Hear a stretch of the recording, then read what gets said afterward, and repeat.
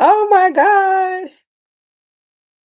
Hi, everybody. I'm Chartrice. I am new to YouTube, and I just caught one of my favorite YouTubers. I think she might have been on a hot hour. She just uploaded her vlog, so it's called. And she spoke a lot about humility and the stigma on humility and humility not working and how it's used as this trigger to dial down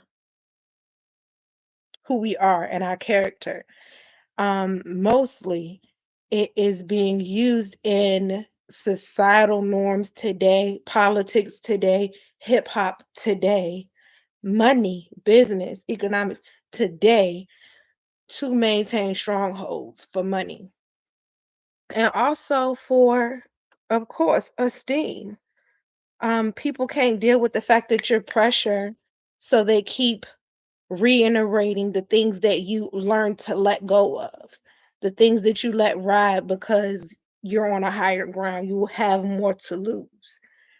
Um, to say to some people is even not among the elitist. I used to be that way. I used to be one of those, oh, if you sound a certain way, I felt like I needed to help you along, or maybe it was a crutch.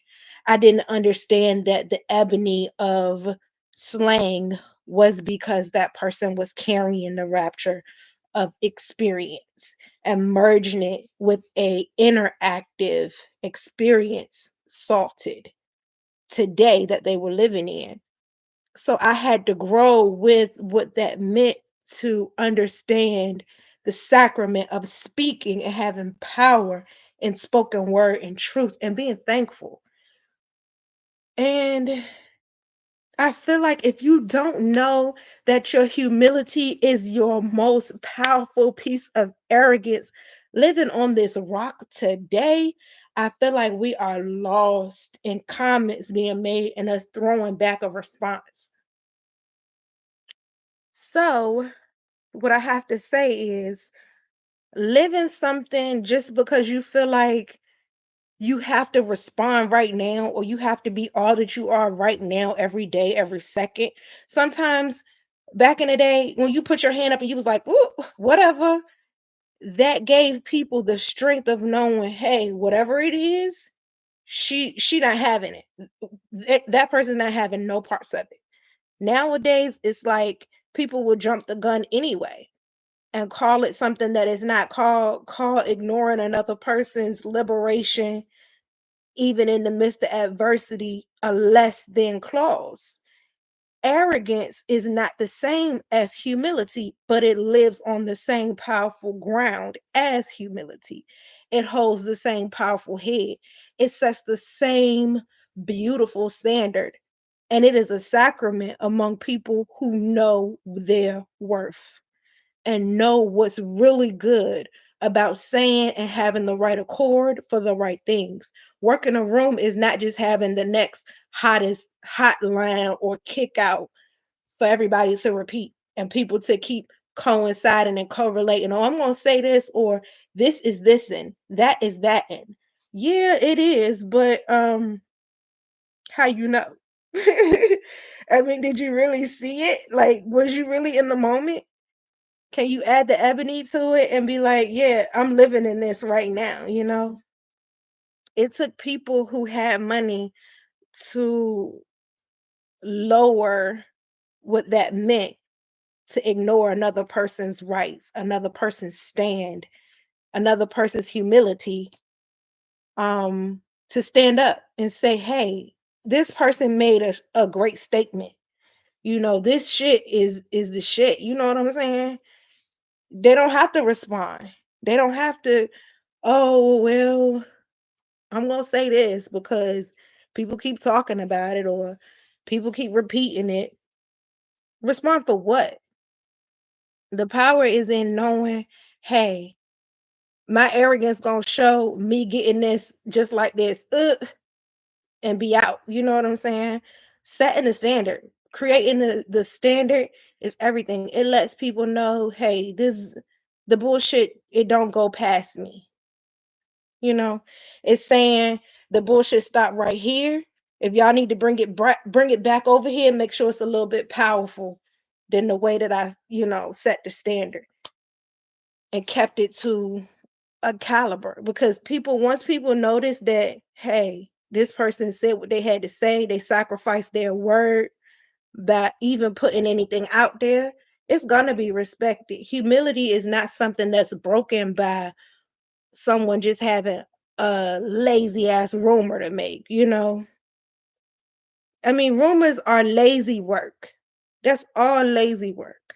That's somebody coming behind and saying, hey, I could make a quick 2 or 3 thousand dollars off just adding my own whatever I want to say. No, no, no. Humility ain't lazy work. Humility is somebody endured, sat on the rock, built the house, sold the house, sold the land, tore the house down, built another house. Humility keeps going. It's poised, it's precious, it's timeless. Like I said, it is the most arrogant thing you can do with your life without opening your mouth. It is money.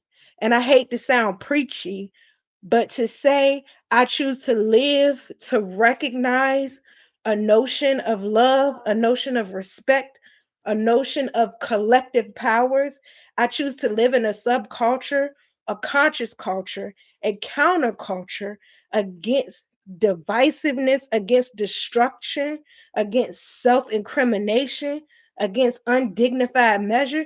That is the most humble standard you can have, because at that moment, you are living for you. You on your you only live once. You me and this shit. You the shit. Okay. For real, for real. I mean, it's the best piece of arrogance money can buy.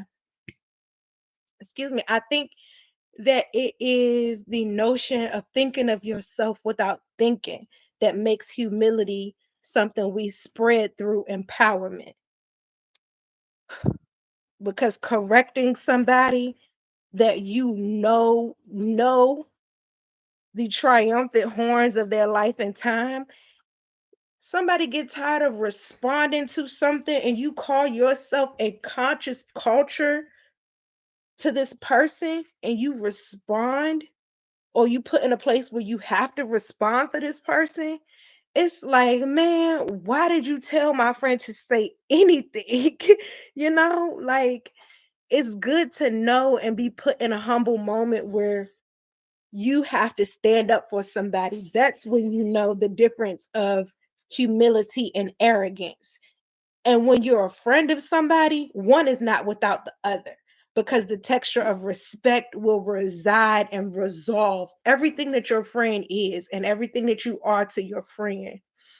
So don't allow arrogance and humility to coexist without you being the forefront saying, hey, this solid ground right here. This is me, this is mine. This is my, oh yeah, the math was mathing, the time was had. We lived it up. This is your moment to say, hey, whatever went on right here, this is mine. This is all your empowerment. Arrogance, humility exists timelessly in a space called love. We want to walk around acting like we don't know what love is because we so busy having liberated sex here in 2020, 24, living back since probably 2015. She ain't scared to say it. Liberated sex does not exist without the word humility. Liberated relationships don't exist without the word humility. I don't care if it's your friend, it could be your sponsor. Liberated humility ain't the same as just humility. Because, like I said, it moves with a silent arrogance. It is its own picture frame. So, like I said, in today's politics, your haters hate in and out of politics, in and out of money. because people are too busy using them to frame and deframe their life as an assertion of arrogance, simply to manipulate and monotonize another person's life, lifestyle, money. If the budget ain't budgeting, who do you become? If life ain't lifing, you ain't living in the exclusive, the aesthetic, who are you? Who do you become? I'm not living in the aesthetic right now, and I know it. But I'm on this screen because I have lived in the aesthetic.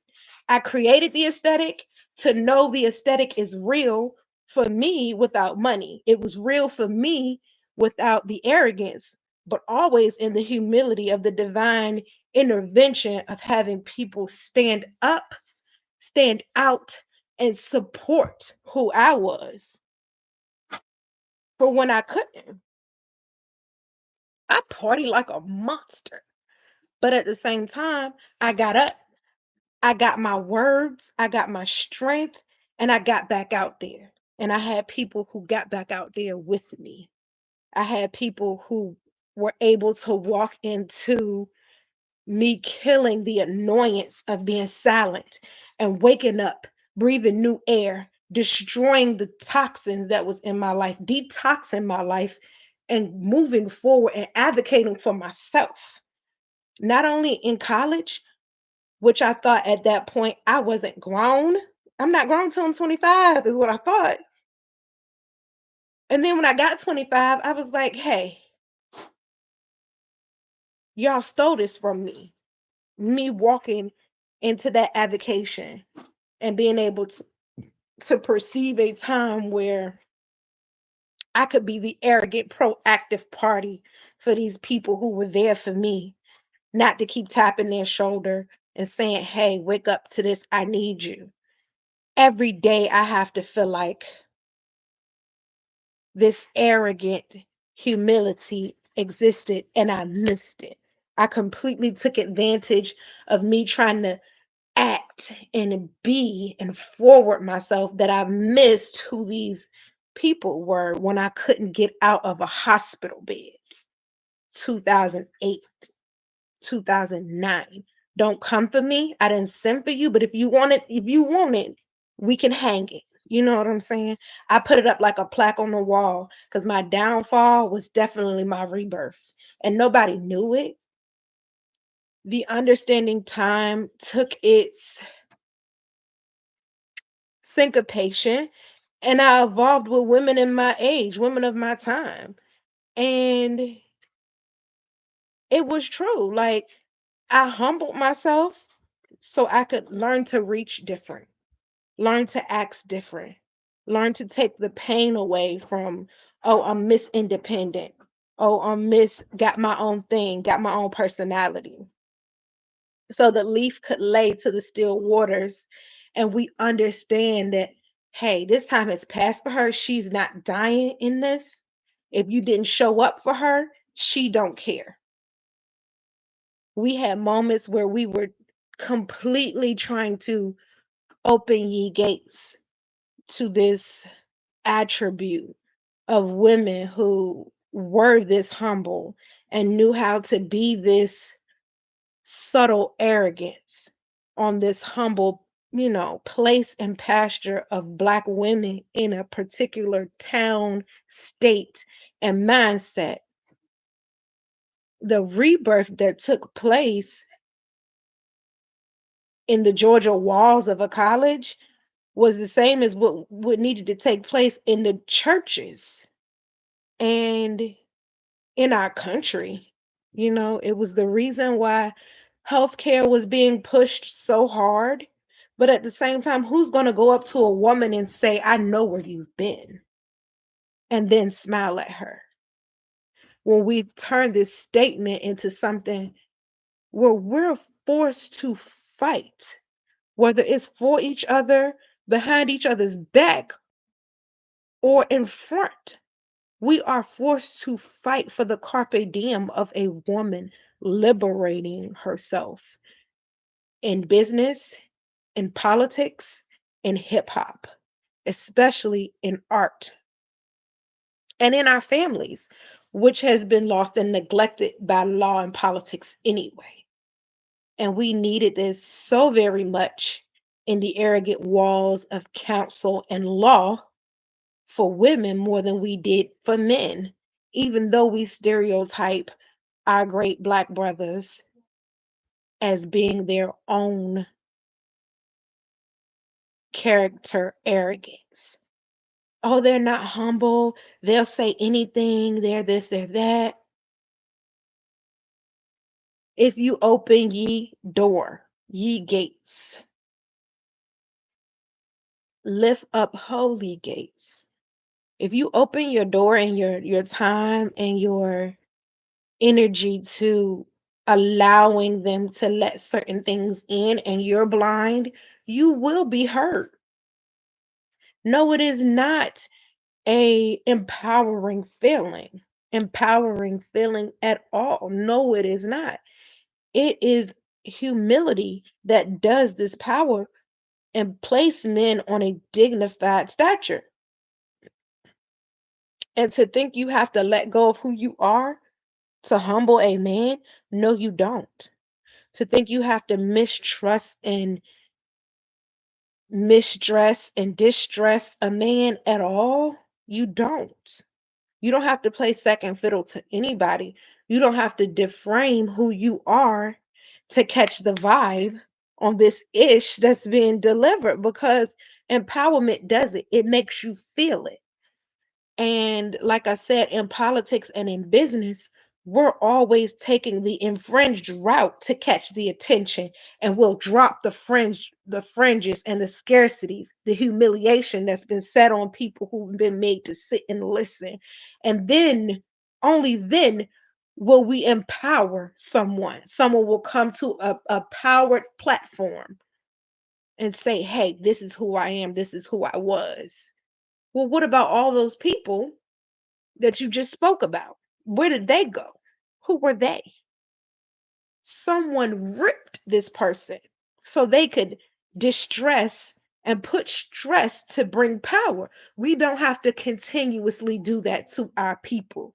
This was done to Barack Obama. This was done to Johnny Cochran. This was done to the inquiries of O.J. Simpson. This was done to Oprah Winfrey when she decided that she was going to empower our people through liberation, through our liberties. She was called greedy. She was called all kinds of indignifications that looked like scars and tarnishes on women. But once women begin to come to the forefront in being more empowered through education, having more money because we were the more educated subdominant culture. And the only reason we are called subdominant is because we're stereotyped as, what is that word? Subordinate. And we chose it because we choose to hold hands and be the lifted gates for men. And it's nothing wrong with that. But to believe that this is not humble, this is not saying that you are arrogant and tasteless or you're a bitter taste to the strengthened mouth of a man. It's saying you are the bosom, not less than the boast. But we're not supposed to say that because what? That's what humble went to nowadays, modern day. Humble now is, oh, she's going to say she's not supposed to say it. Strength doesn't need to say that. Knowing you're the abreast, tact kept divine air and intervention has been the strength men hold and look to hold solemnly in the hand of a woman because that's where humility is. Humility is a word of equal yoke and equal pasture through abundance in knowing who we are and have in character. It's a lot of women like I don't want to say her name. I don't want to start a Tissy or Tiffany's no brunch. But yeah, I don't. I don't feel like humiliation and humility are on the same playing field or plateau, because these two words don't exist with women who know this is what I have agreed in modern day culture to be the divine heir, and the intervention and the respect, the devotional peace, and the discord from demented subjugation, demented subordination. As I stated, the clinical therapy of our Black great men have fallen to improper subordination, and we have looked for them to be humbled by groups that have not significantly signified that subordination and humility is a power in even their own social groups. So today we're still using this word humiliate as if it's humility, when it's not. It's not. They didn't get where they are by humiliation. They got there by education. And every educated man has had to endure saying what he does not know and calling it faking it to make it. You didn't fake it to make it. You created a standard, and the standard was followed, the pace was met, and people did exactly that. We trust more now in the power and law that comes out of our mouth more than we do someone saying, "Oh, I'm going to sue you." We trust in that now power on a day to day basis more than that later fear of what will happen later. You can't just threaten the American mind anymore, is where our Barack Obama went. It's where our George Bush went.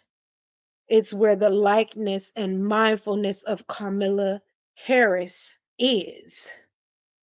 I love her, my sister, my pioneered armor of today's modern woman. I love her. Miss Barack Obama, I cannot wait to see you more in politics and defending behavioral health, defending a lot of the broken family dynamics that happened in law because of the humiliation of us embarking and daring to be a powerful, ambitious people and having a goal, because often the goals of us are looked at as arrogant because nothing gets done for periods of time that we can't live to keep talking about.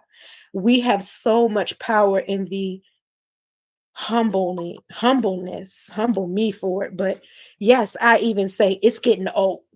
If nobody does anything and you still have to keep talking about it, don't tell yourself it's getting old.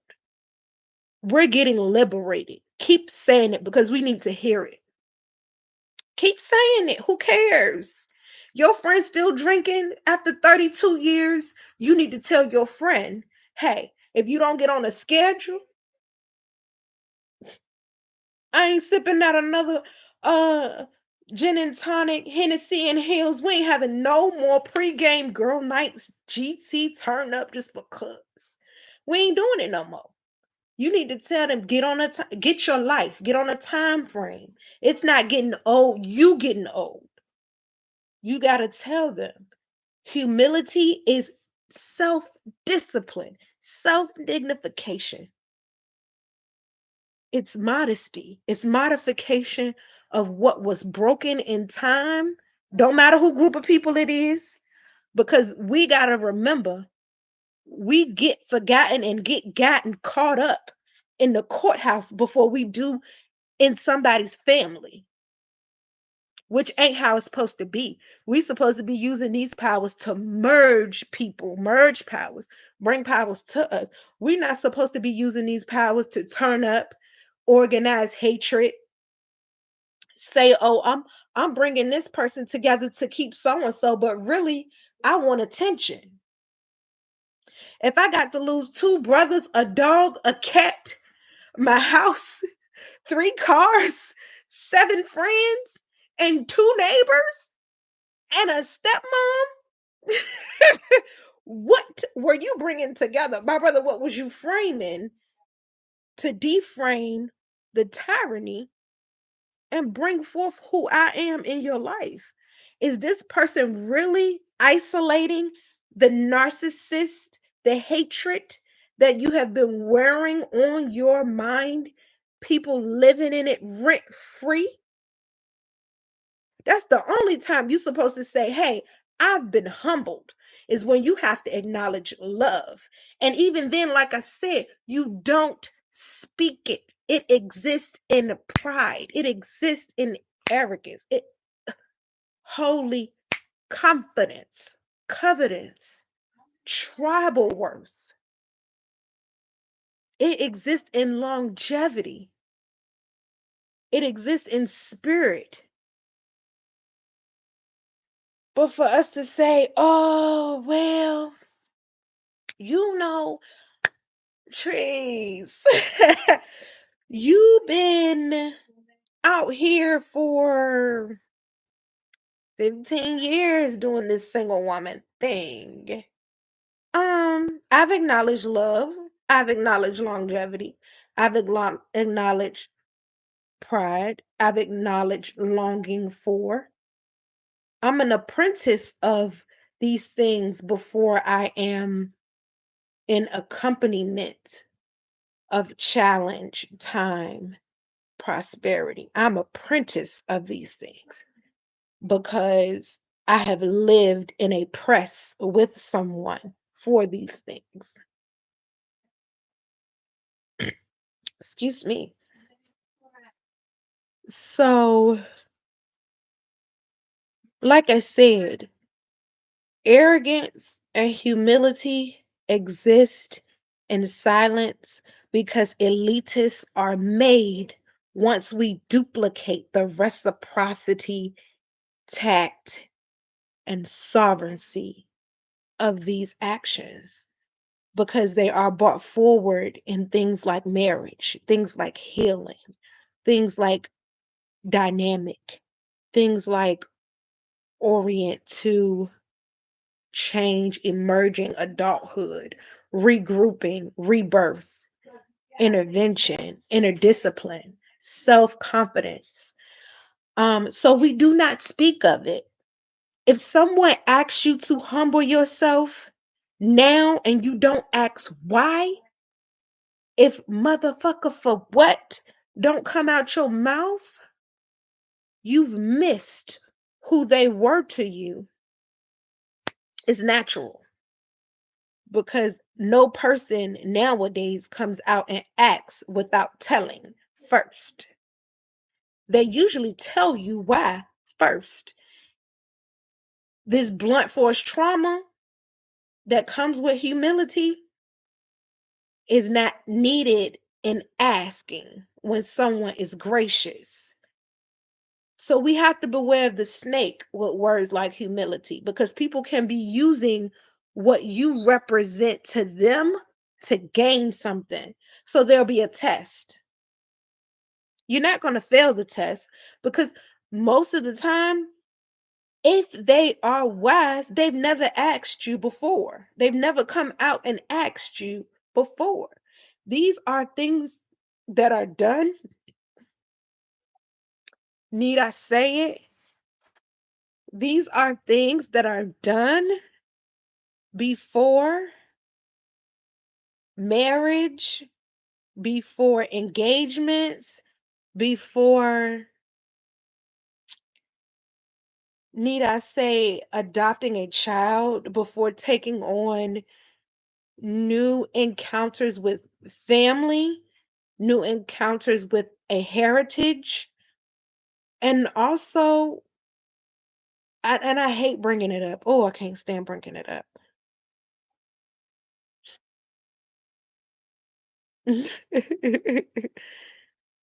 Oh my God. Vow renewals. Um, because yes, arrogance is confidence.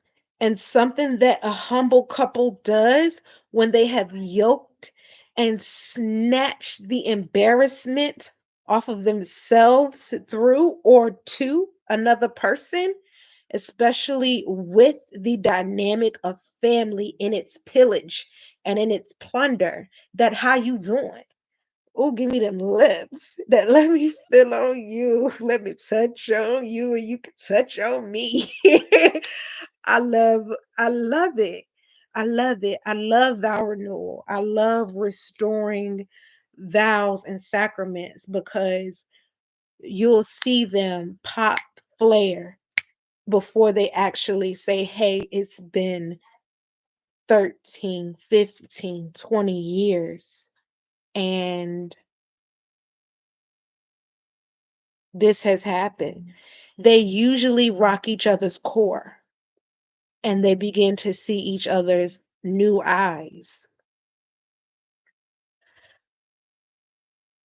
I just can say mine has been in the hustle and bustle, the business environment, the creative, the reinnovation of myself, the redirecting elevation of others from me to them.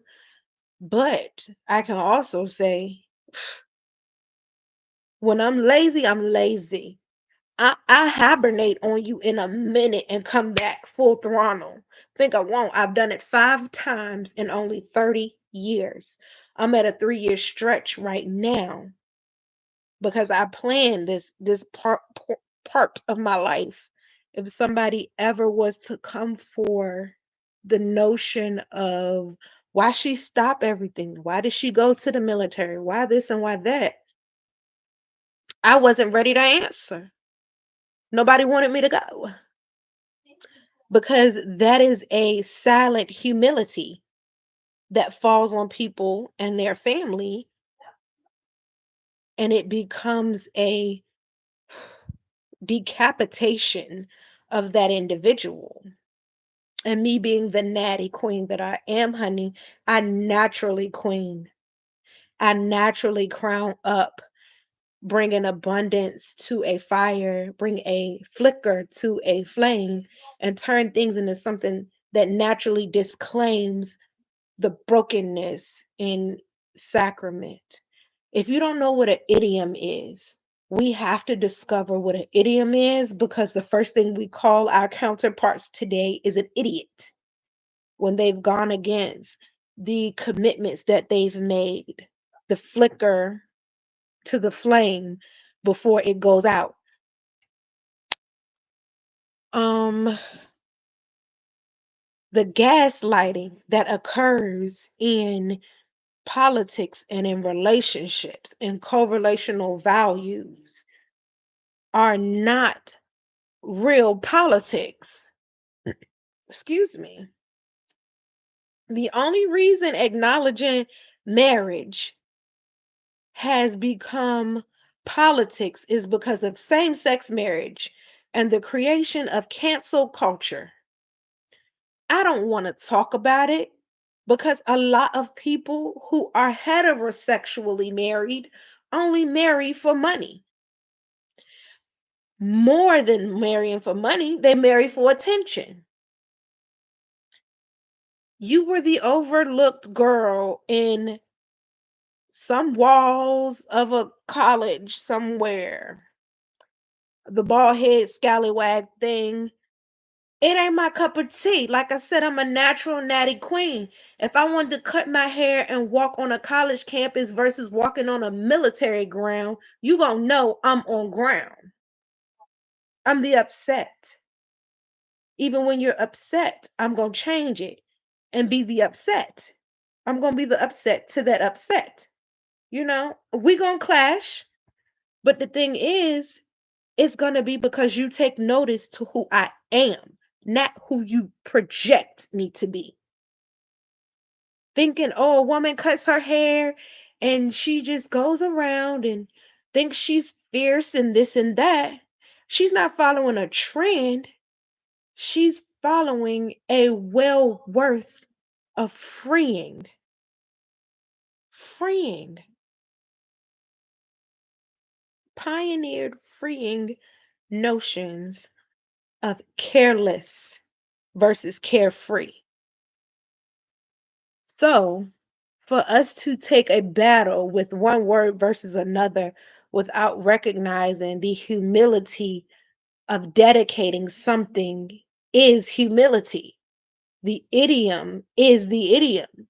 You can't let somebody take you off of your game just because they admire you.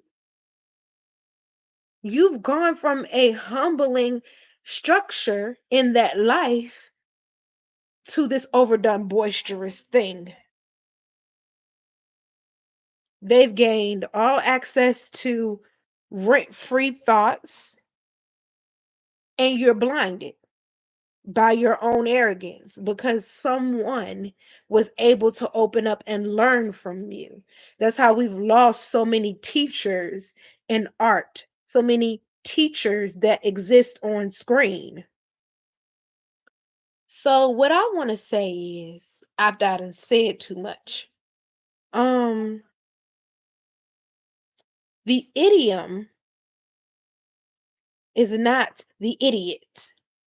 These are people who are embarking on what that means to sacrifice, standing up for something quiet. They are the calm before the storm.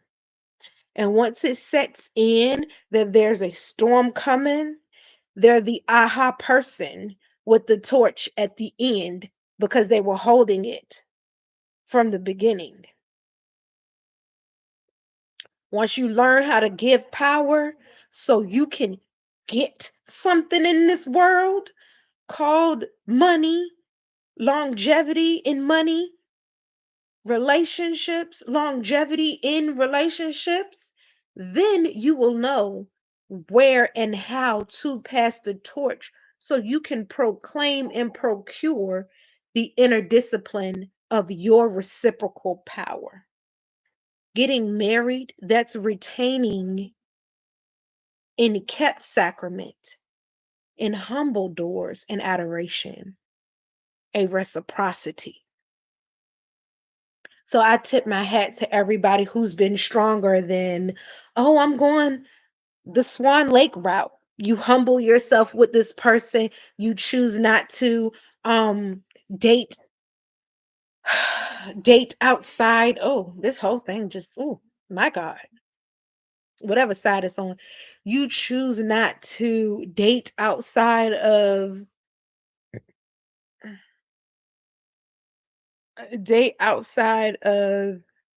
your four walls of your home. The color purple has set in on so many women because of the choose and the chosen. The choose and the chosen. Stop it for a second. Did we catch color purple? Did we catch what happened to the sister and Sophie? Did we catch it? Did we catch it? Do we need to run this run run this back? Sophie, neither did her sister Natty do the choosing or the chosen. None of them won. Nobody won. Not even Danny Glover. When I say do the choosing and do the chosen, nobody got to go backward to go forward, and nobody got to press the same as Esau did with Lot to declare the daughter's hand. He got two daughters after a press that he did not anywhere foresee. He had to journey to right on the ground of covenant that he was in. He couldn't take her and go away. He had to take her and live in a seed and a ground that he didn't want. Now, this is where doing the chosen is just that. I chose her and I don't want her. Or I'm not going to respect her. I'm not going to have a true fulfilled stratification from myself or her. Everybody just living in misery. You better learn how to walk away quietly. Many days she could have got that suitcase and jumped out that window and been out. You know what I'm saying? And in that time, I don't think she even. Oh, I'm not gonna say it. I need to watch it again. That's bad.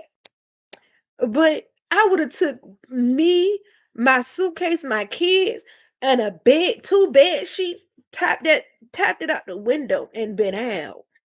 Okay, I'd have been out. You can't choose a premise where everybody is humbling themselves just to live. Oh, I want to get married for money. Yeah, and yeah, and what you saying? You're getting married for a stratification that comes along with gratification because it takes gradual press to get there, to get to that ideal marriage. Now, for somebody to say the difference in highbrow and lowbrow is your happiness, they ain't lying. Because that's the first thing you're doing. You're sacrificing the happiness and the strength that comes along with allowing access to you.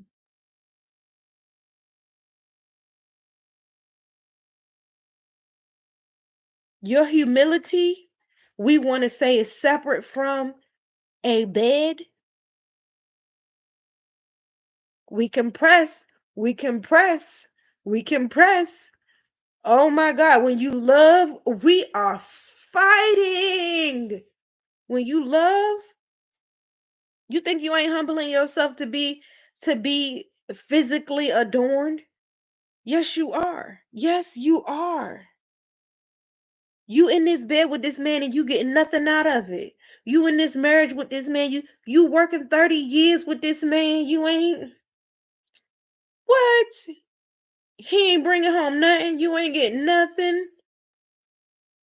You got kids, no results because all y'all doing is walking around in this fictitious definition of grace without reciprocity, without humility, without acknowledging substance in and among your seeds.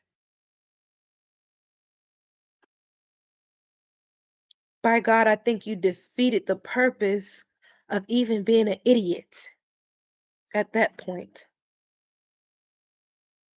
because you're sacrificing for nothing. Nothing from nothing leaves nothing.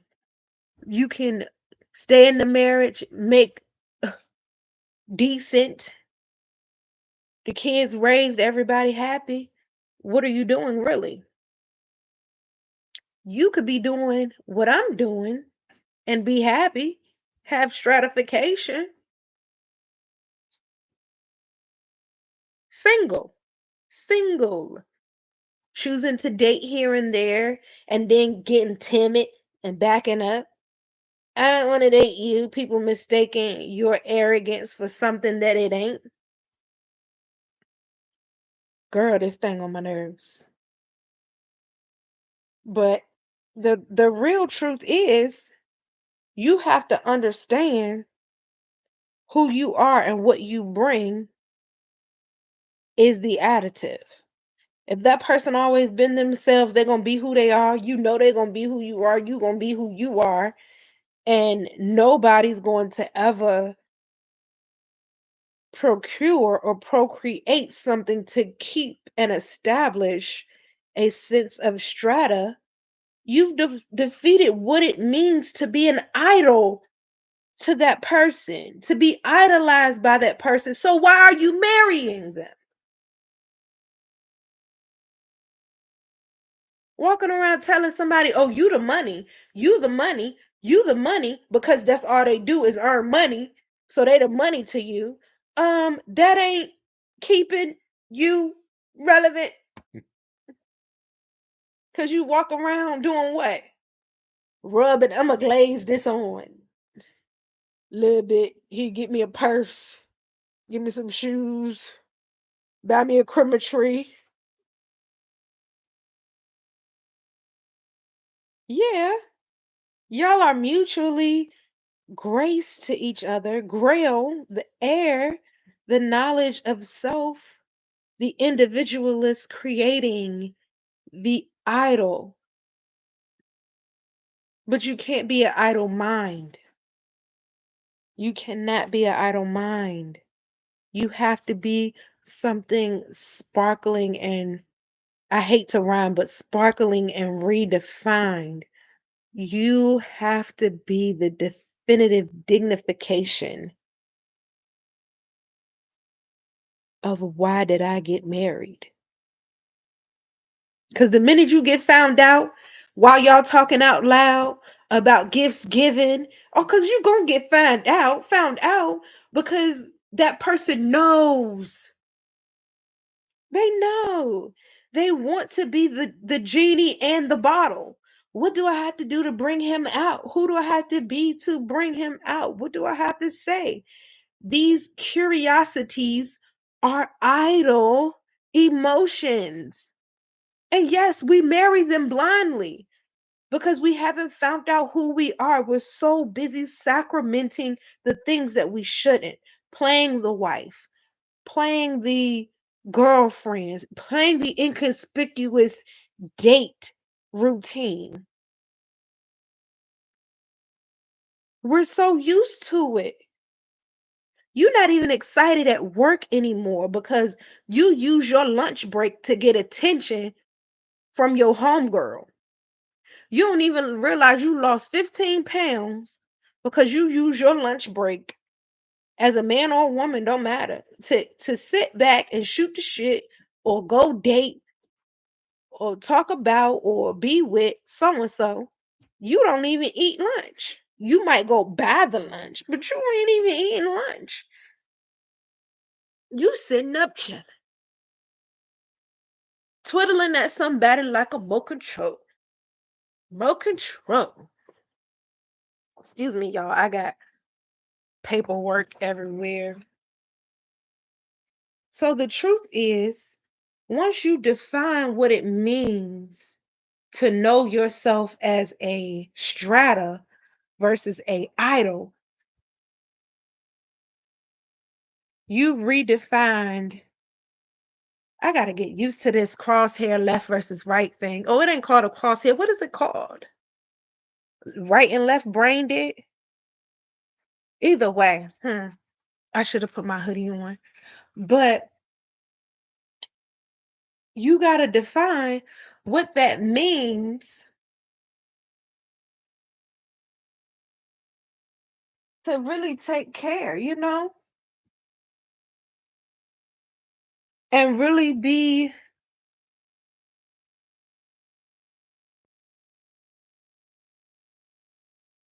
be a power to somebody because we're out here marrying people that we idolize every day. We have people who look at us and say, oh, she's so charismatic. People are going to idolize you, this and that. I even say it. I'll tell my friends that because I know they need to watch out for people talking at them versus speaking to them with the truth on their lips, with the proper texture. Because if somebody really trying to get through to you, they're not going to change the texture to get away with, oh, I want her to have this kind of emotion so she doesn't know this is important.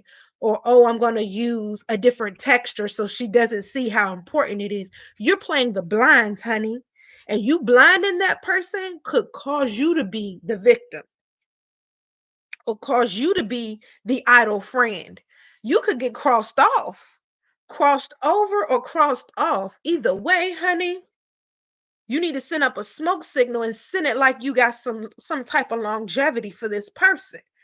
Because like I said, the idle mind becomes the devil's playground. If you idly saying things to your friend anyway, whether they're in a trial or a test to ascertain reciprocity or not, you could become dead weight. I ain't stopping how I'm taking information and giving information for the next person to hurt my friend. And I'd be damned if I expect my friend to do that. And I look at them and tell them the minute they think that that's what went on, you want to be around me after you think I did that and thought it was unimportant? Had I known it was important, I would have said it different. I've said that to my friends so many times because guess what? I wasn't there. And it's not that I wasn't there in my mind, it's just that's how they took it. As if me not being there was the only reason that they kept me around. I don't know. You knew more than me. If I could write it down and try to change it, we both look like we weren't humble enough. And that ain't fair to none of them. But I'm going to tell you, one of them out of everyone who's been around to see anyone progress or anyone go from phase change to phase change with a person, will tell you, girl, if you're not happy, then stop. After they hear you say it 3 times, they annoyed. They're annoyed. And that is what humility is. We might not like how they're saying it, but that self-discipline in them to say it is the same match strength that's the self-discipline in us to receive it. They shouldn't have to sound arrogant, obnoxious, annoyed, without tact or taste to get through to you. Because the natural you is going to respond to it like that. Because you tired too. Your stomach might not be in it, but your mind is in it and you seeing it and you don't want to believe it. Well, I'm going to do this and I'm going to do that and I'm going to believe in this and I'm going to go along with that. No. You not being your friend right now. When you do that, you not being your friend. You're not going to keep that. You're not going to keep that strong hand you think you got on that man if you settle at all for even a second. You're going to miss it. You're going to think you fell off a whole hill. Like I said, I feel like I just, boom. And I knew it because I'm settling for somebody telling me, there go the door, hit it. You know what I'm saying? And I know this person's been gaslighting me. Gaslighting me every time. I hate feeling like I'm talking down to something or someone in some way. But yeah, trying to cover up this business end I got going on. I got papers everywhere. Hair scarves, everything. Yes. She been in here hiding again. Them loyal 6 monthers. I know it ain't all me. But yeah, shoot. The minute you say, I feel like I'm supposed to be at this point with this particular concept, this particular person, in this career, in this degree, and you're not there in this investment, and you're not there, and you don't have a reason for why you hit the pause, we need to see about you. We need to see about you. We need to come, oh, ye faithful, like the wise people, and we need to see about you. I don't care what car. You could be Michael Jackson and belong to the white people and the black people, a double agent like Mariah, right? We need to come and see about you. Everything these people have done, we know every daggone dollar of it. You know why? Because they do the unthinkable. And the minute we don't get all that we supposed to get out of people who believe that strongly and act in full faith and full force, we supposed to come and see about you. I want to know where my this and that person is.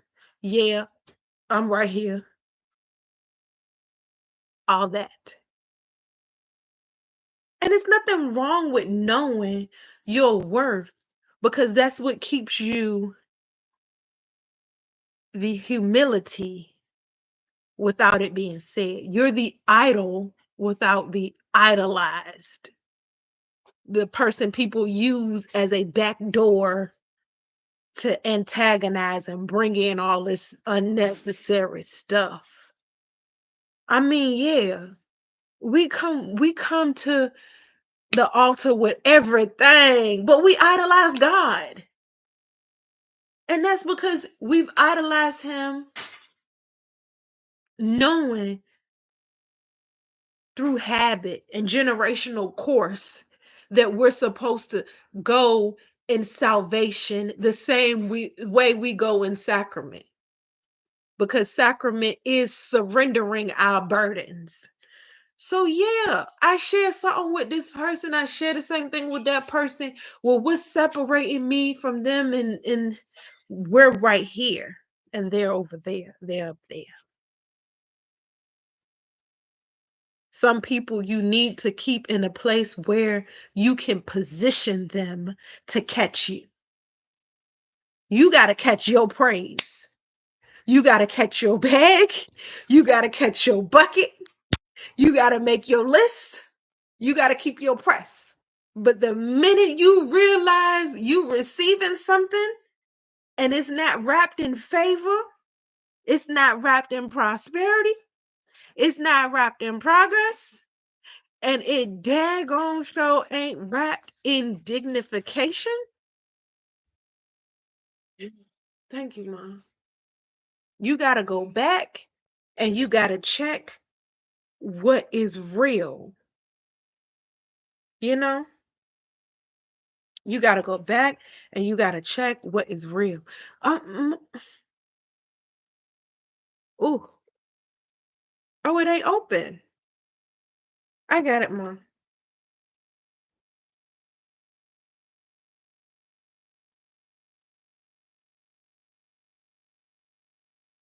I don't feel like getting up right now. It ain't one in there that's open. Ain't hardly nothing in. Oh, I'm opening this one. Okay. I thought I had just opened one yesterday.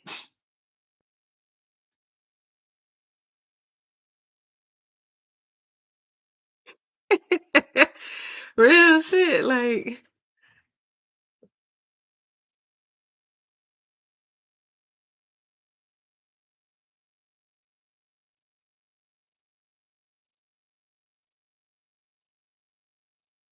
thank you, man.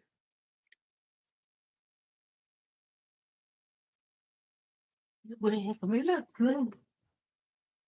You tasted it yet? I made some pasta salad, girl. Oh, y'all look. I made some pasta salad. That thing ain't nothing but the truth right there, like that. Anyway,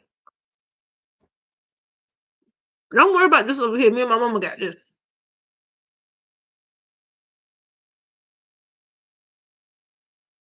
Hmm. Yeah, I'm a pig and know how to do it. Consistent to it. Went through it. Cause I like how I do it. I mean, I recollect right, and I recollect time and patience.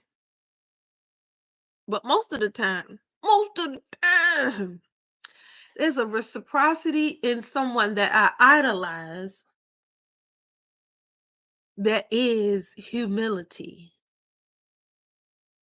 I think once you recognize someone's pattern and texture of taking care and texture of attentiveness, you're exercising humility without saying.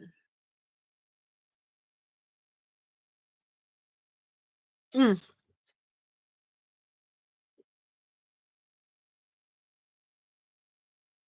mm,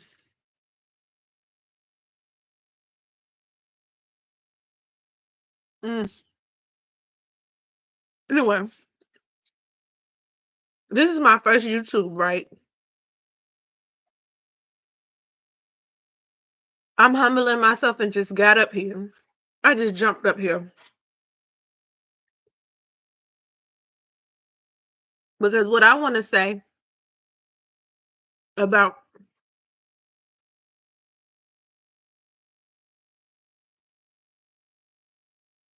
politics is knowing that a person is doing the work of a saint is nothing out of the mouth of someone who says that all the time. Being what and who has led in the truth is the strength of a people, and people are the strength of a people. Being the humble power and being quiet changes, and it'll often have us in the face of loss.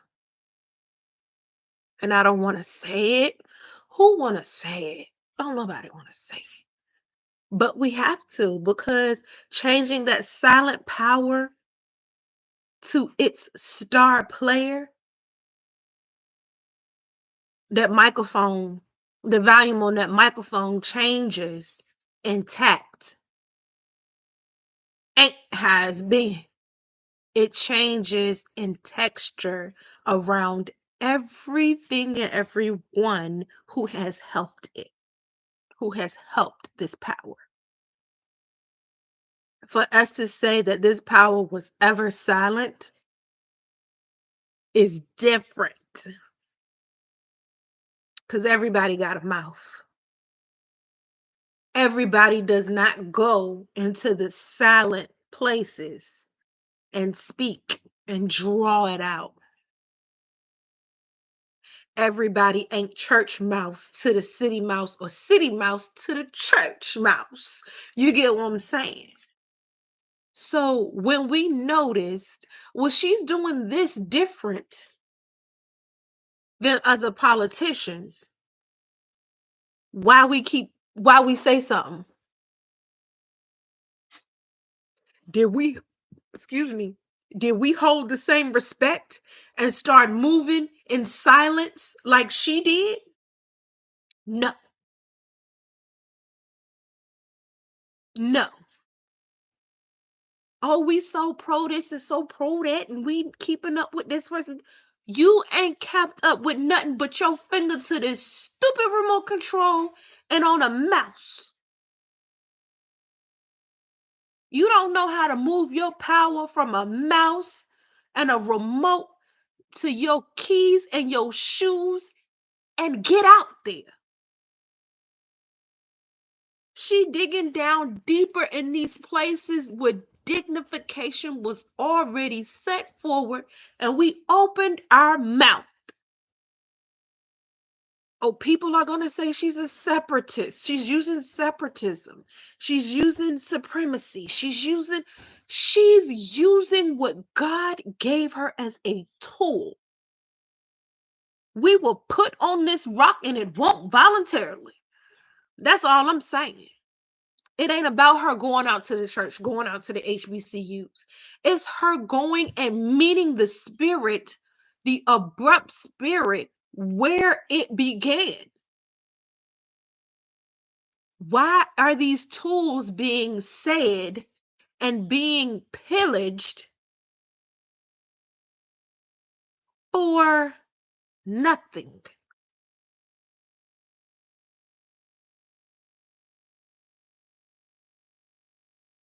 I don't think it's for nothing.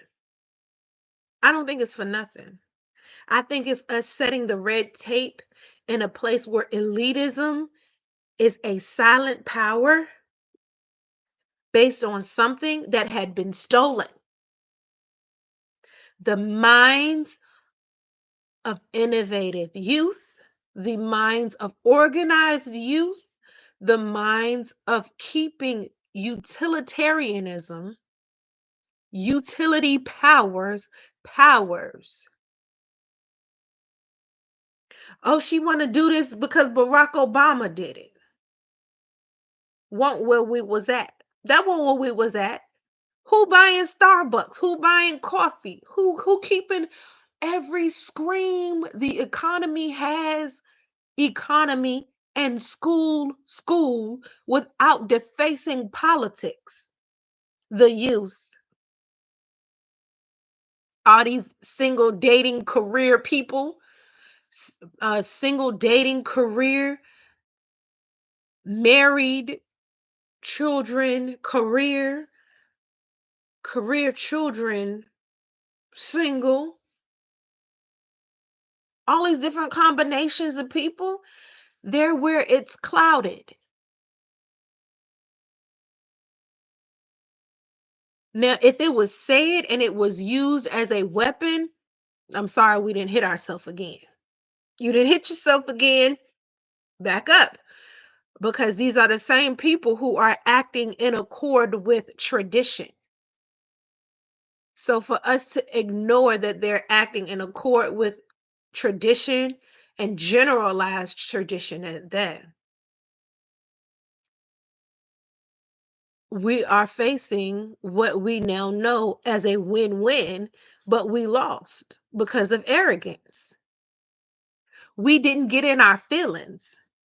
We kept getting humbled.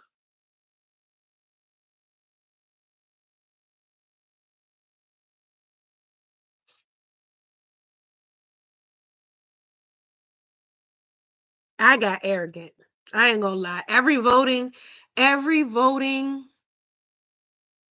every time it's time for us to vote, I get arrogant. And I ain't gonna lie. This right here is probably some kind of a, oh, I'm gonna send a warning out to somebody. She got ranch on French fries and shit like this. Well, yeah, I almost failed. Thank God too. Hmm. I got out there. I voted.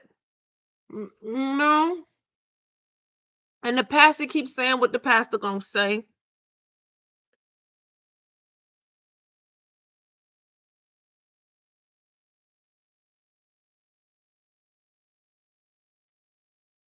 We're not expecting y'all to be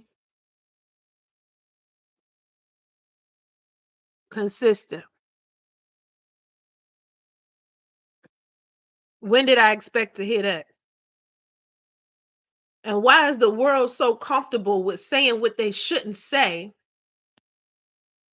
just because of the word suit? Don't you know what they did with the word hate? They created the word hate to follow and alleviate what we do with the word suit. Suit yourself. That's what they did anyway when they went out and got the job. They're taking the chances, making the changes just like you. So what are you suiting? Do you know what that is? Running around hollering some acting on hate and hating on me. Mm.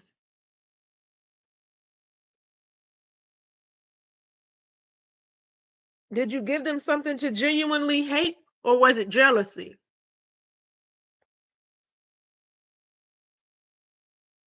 Because I'm going to tell you one thing about being in college, ain't too much jealousy.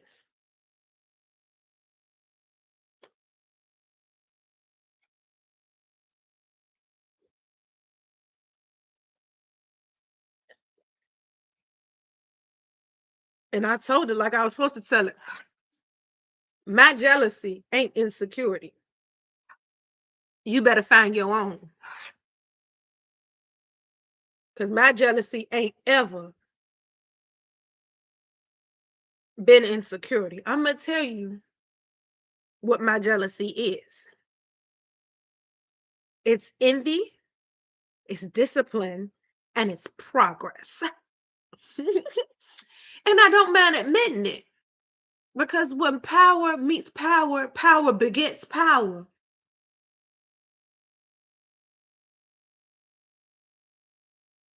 You have to know what's there to have an assertion.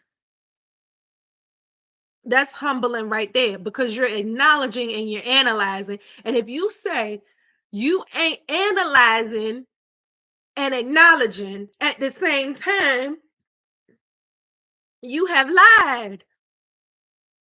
You're lying. And then you getting mad because, oh, you acknowledging it in silence. You acknowledging it just so you oh, I was about to say can. Oops, you did use it because you noticed it. You noticed what it was that was powerful. You noticed what it was that was poised. You noticed what it was that was kept. You noticed it. Sip tea. Sip a little more tea. Now that you analyzed, which is the same as acknowledging, my jealousy, as I said, is what I say. Did I need confidence? Mm, I did say envy. Mm, I did say envy. Because my thing is, if you don't want to step into that assertion, that pillar, that well statured moment that somebody else is living and has longevity in, it's not envy, it's likeness. You could move towards a likeness and it not be for you. The difference in envy and jealous is it's for you because you've arrived to this place. You've gotten it in your environment. You was in the air, boom, and it just made it. It made its mandate. You was there. Shoot, you think Beyonce made I was here for no reason? You showed up, girl, and you showed out to get there. That's how you know you in a place where you pillaging yourself because you ain't envied nothing in years. And then boom, you met somebody that was on Vogue magazine and their energy was like that cover. Boom, it lit you up. You ready for another 3 years of this job? You thought you was about to quit. You thought you was about to quit. Oh yeah. Oh yeah. I do law. These fashion little ass careers that's a fashion show. Hmm. It'll put your ass back in your seat. You be like, where the rest of it at? I need some more of that T-bone steak. You ain't chasing cabs, baby. Yes, you got it in your spirit. It's origin. It's orient. Progress is orient. And we didn't misuse arrogance. And now we want to misuse what having a mind and an awareness is. That's humility, to recognize what is there, to be in cognition of. You got there, you showed up, you had the thought that sparked everything. You was in the air and you made it. Your mind pillared you because you got to see something that changed you. That's envy because you worked to get there. Now, if you ain't worked to get there, you just knew so and so ain't want you there no way. What did you really do? Tag, you're it. You ain't getting a third win for doing nothing. You ain't getting a third leg. You just jealous because they've been doing so long that they're able to have it on this level. It's not giving you another air to add to what you know. You're not in envy.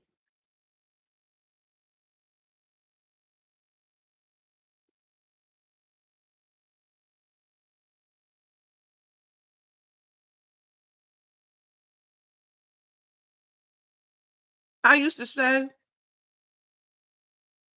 I can't wait until I feel like I'm not needed. And then I'll shut up.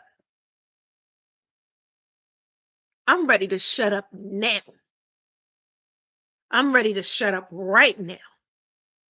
The belligerence that's been used in clinical therapy,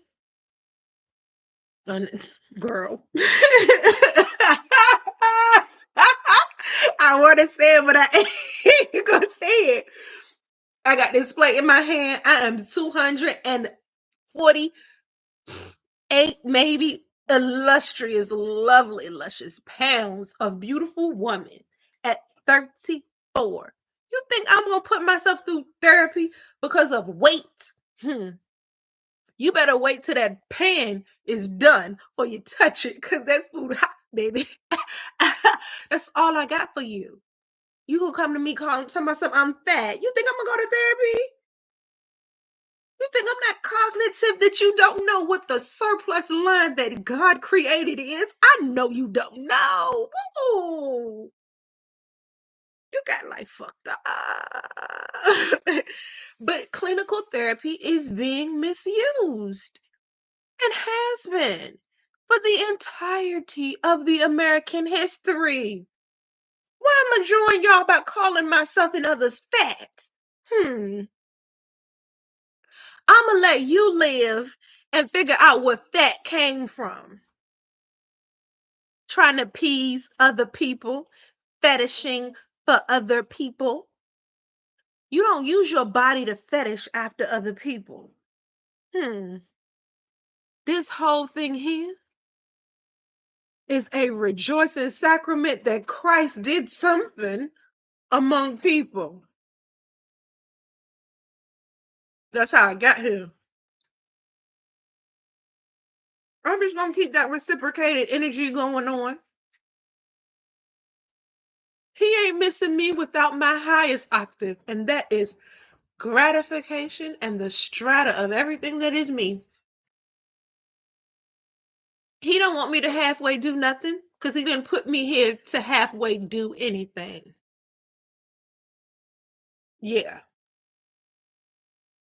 you better know it. Now,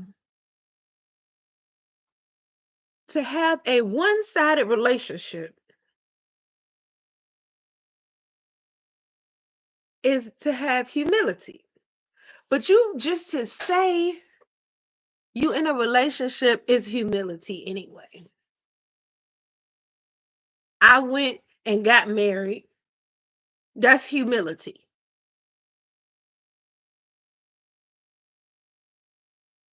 You are merging humilities with humanities. Yeah, I said it like it. Humane teasing with humane teasing. And it's a humble activity. Imminent, spilling it. Yeah, y'all walking around teasing each other, humbugging. I chose somebody to humbug with. Pretend like something is something that it's not on this level when it ain't there. I chose to humbug with you.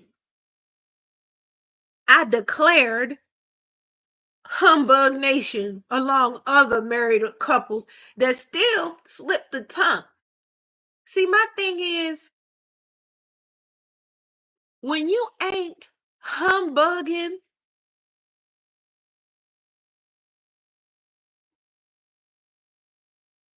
I'm gonna tell you.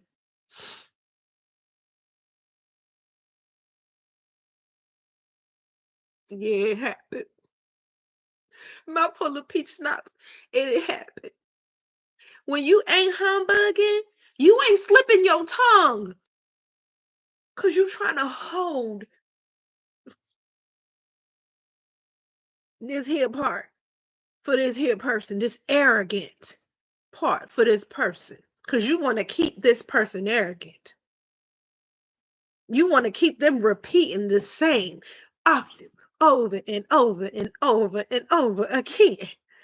You want that Trey songs that Kevin Hart funny, that oh Miss you gotta have you. I'm going down, Mary J. Blige. You want that right there like that. You want that Jamie Foxx extravaganza, that scavenger hunt. Oh, he ain't home all the time, but when he home, you don't want to slip your tongue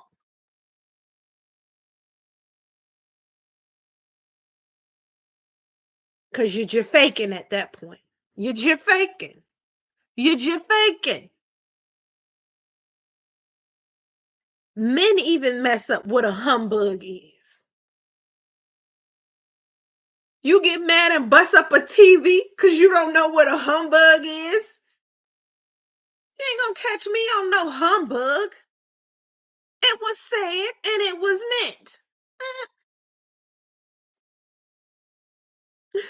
You better look for me where you know I'm at. That way you ain't humbugging. Because if I got to shake people, I'm not just shaking for me. I'm shaking for you. Okay? I don't want to be with somebody that I ain't got to have no type of control of my octave for their octave and vice versa. If you so unembarrassed that you supposed to show up and embarrass my family, embarrass me, and make a damn clown out of yourself, what is respect? You showing up where you ain't wanted, that's disrespect anyway. You showing up where you don't want to be just because of me, that's disrespect anyway. So, like I said, when y'all knew she was getting deep down in these spirited places and y'all didn't get up and go to y'all spirited place, you didn't have one. The difference between envy and jealousy. Envy and jealousy, either or hand, don't stop progress. Why you in marriages that don't idolize progress? Every day you should be so idolized in progress that you go for it. Every day you got to reach for that spiritual something. I don't even like how it sounds. Idolizing. Because everybody run around hollering idolizing false gods. How is progress being gaudy? How? Who said this? That every time you push for something, you have to dial down and dilute who you are. Who said this? Who said you need to announce or it was diluted because you announced something? Nobody. Stop making it somebody it ain't. Y'all do this with the journalism, the yellow journalism, even the journal that compositionalize, whatever that composition word is, compositionalizes composure of. I'm not gonna say it out right now. You know, I'm in my emotional terror right now. I'm being terrorized just because somebody acknowledges how you tactfully do something.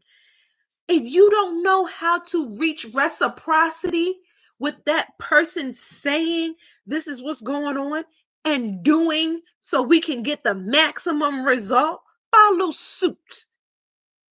Are you too afraid was asked?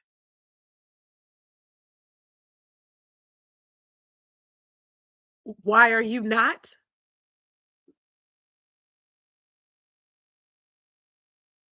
You ain't had nowhere to go.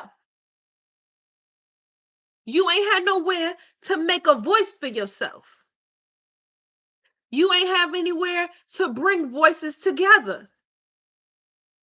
Because you're sitting in your house idolizing the wrong things. You couldn't make a unity out of an already unified power for it to become another unified height. I'm not arguing, I'm not fussing, I'm letting you know.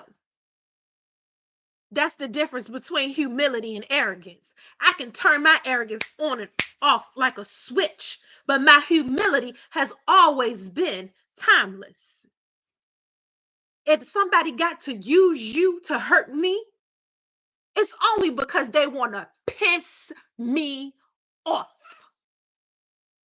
That's why I ain't on YouTube. Because it's all y'all do on YouTube every day, all day. And I love YouTube. It's a list of bloggers that I live for in terms of, you know, y'all get into the tea, sip tea, and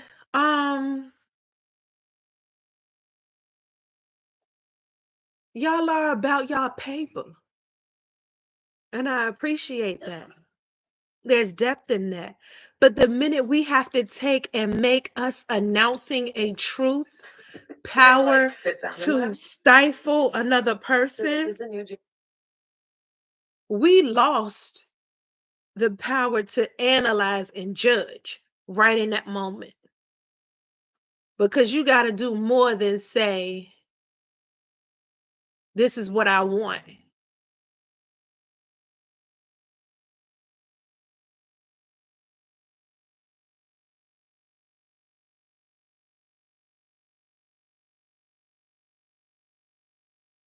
You got to do more than say, this is what I want.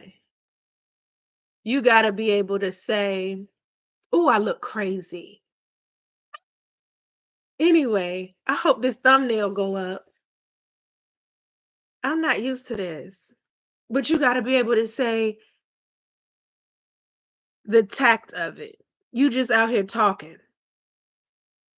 You got to do more than talk because we've lived past talking.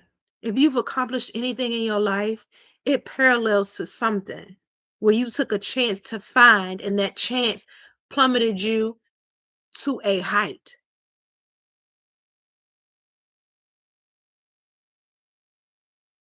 Plumaged you to a height. Either way, it created an age. Is it past tense or is it still real? Are you creating a third leg and a third air in this pillared plummetage endeavor, embark? Or is it plummeted because it took you somewhere where you couldn't handle it? The song is whenever you're high or you're low. Either way, you went in head first. You already took the chance. You already took, that's arrogance right there. You right there. You got up, you moved, you acted, you took your full course.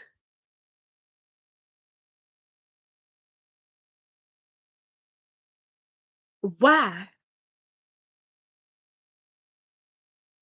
And not to ignore the utility of another spirit.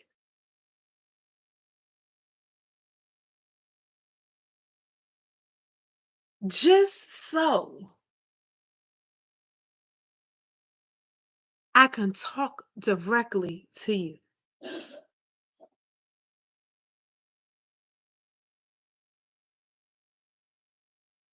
Who are you that I need to ignore somebody to talk to you? I need to ignore what you've used in somebody else that was given by a higher power to talk to you. If I have to ignore any person, you are not the higher power.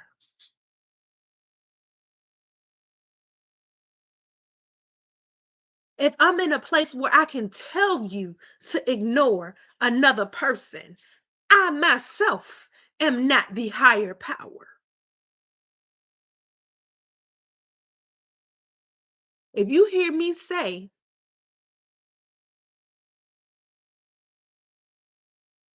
I need to ignore this person because they are not the higher power, what was that?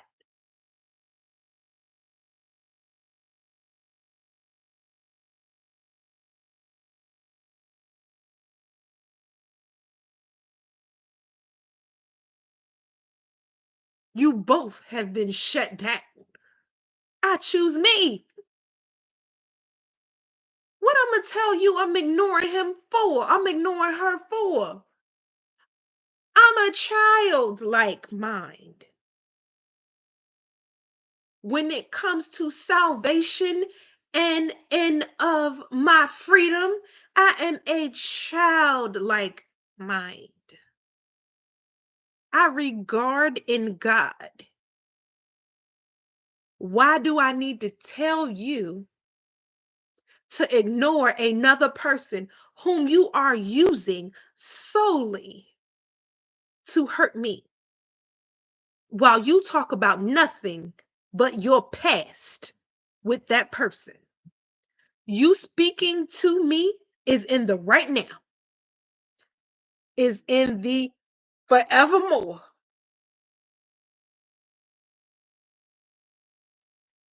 Why are we ignoring other beings? You got something to hide, or you just off some fly shit that ain't doing none of us no good. Walk in joy. Ain't what I'm supposed to be having to tell nobody. If I don't want you, take it on. Take on life. Don't be afraid to go back out there. What has God done for you that he ain't done for me?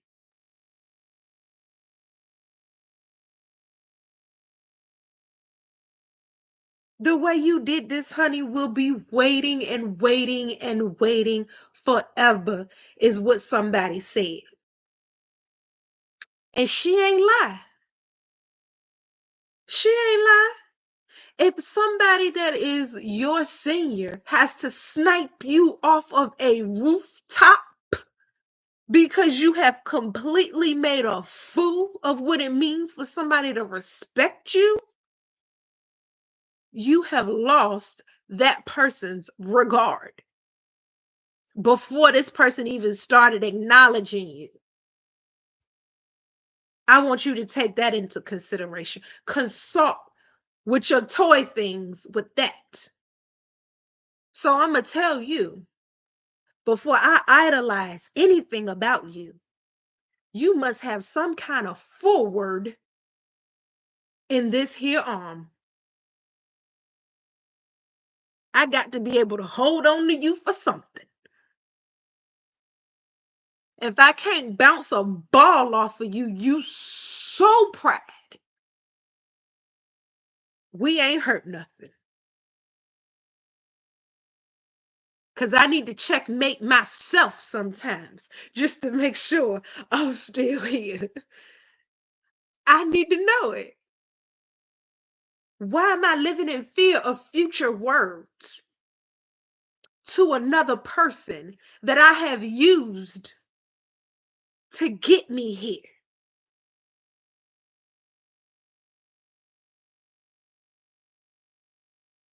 How many shoes do I need to tie for the shoe to be effective? Ain't the type of person that I am when I ask a question.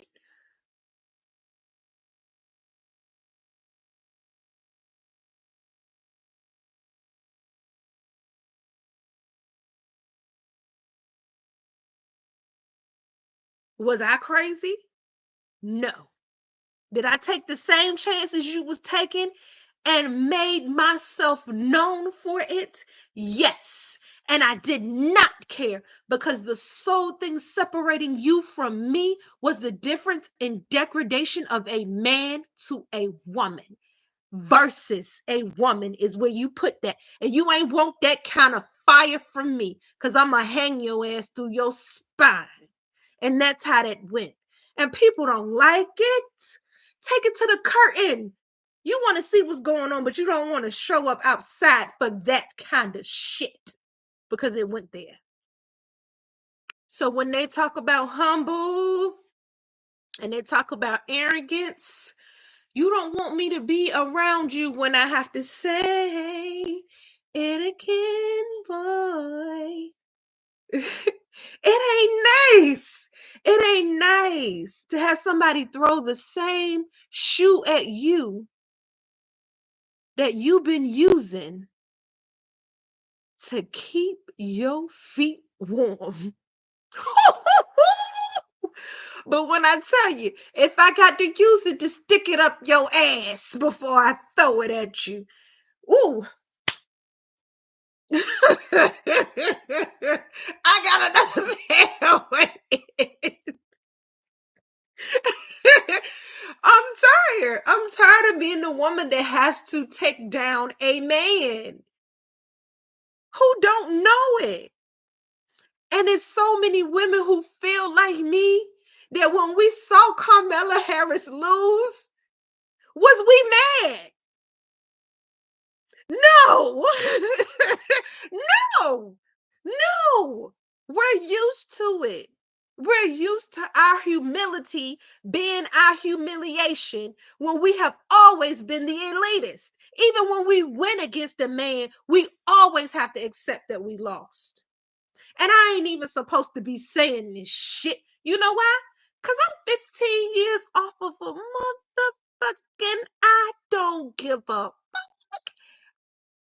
And these nuts,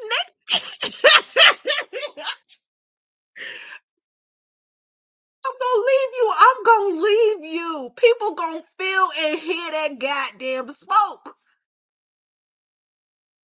You hear me? And I'm gonna tell them to check on you.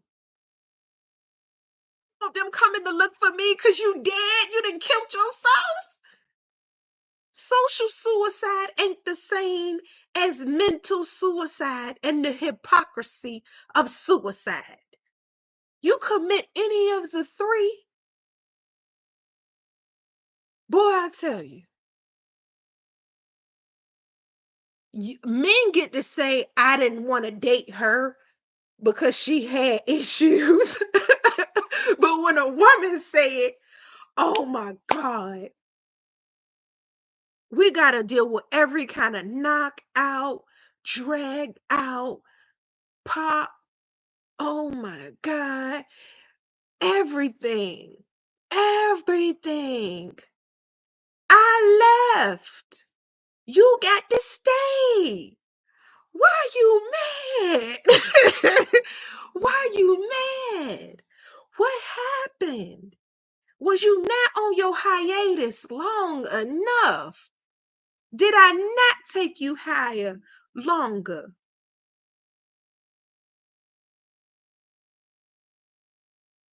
So when Carmela lost, we knew what happened, because they had to drop her little nickname, like, boom.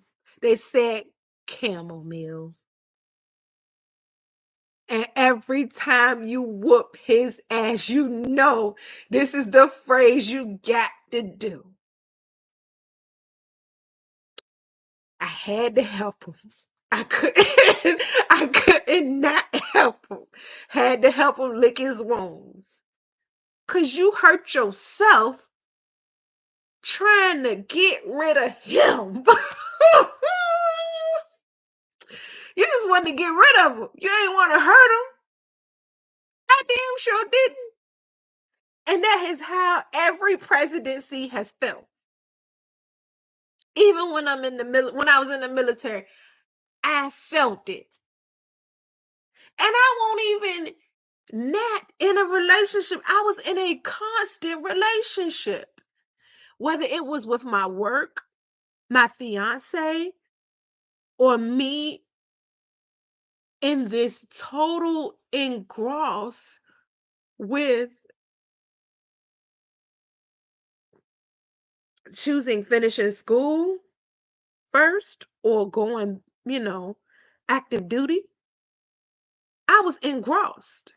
And I didn't question what it looked like for me to leave my fiance because it wasn't in the cards. It just wasn't until he came to my job one day. And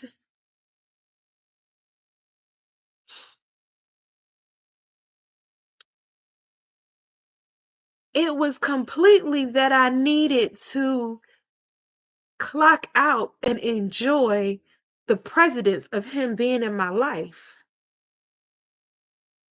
You stop saying idle things when the real things show up. So people asking, am I in your life because you want me?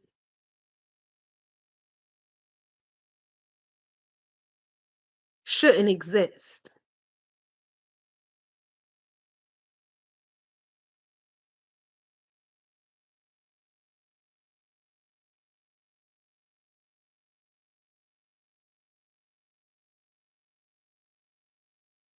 And excuse me, sweet as he was and genuine as he was not generous about just showing up. He always fussed and argued and fussed and argued and fussed and argued ever since that day. And I knew right then, you're going to question my influence in your life.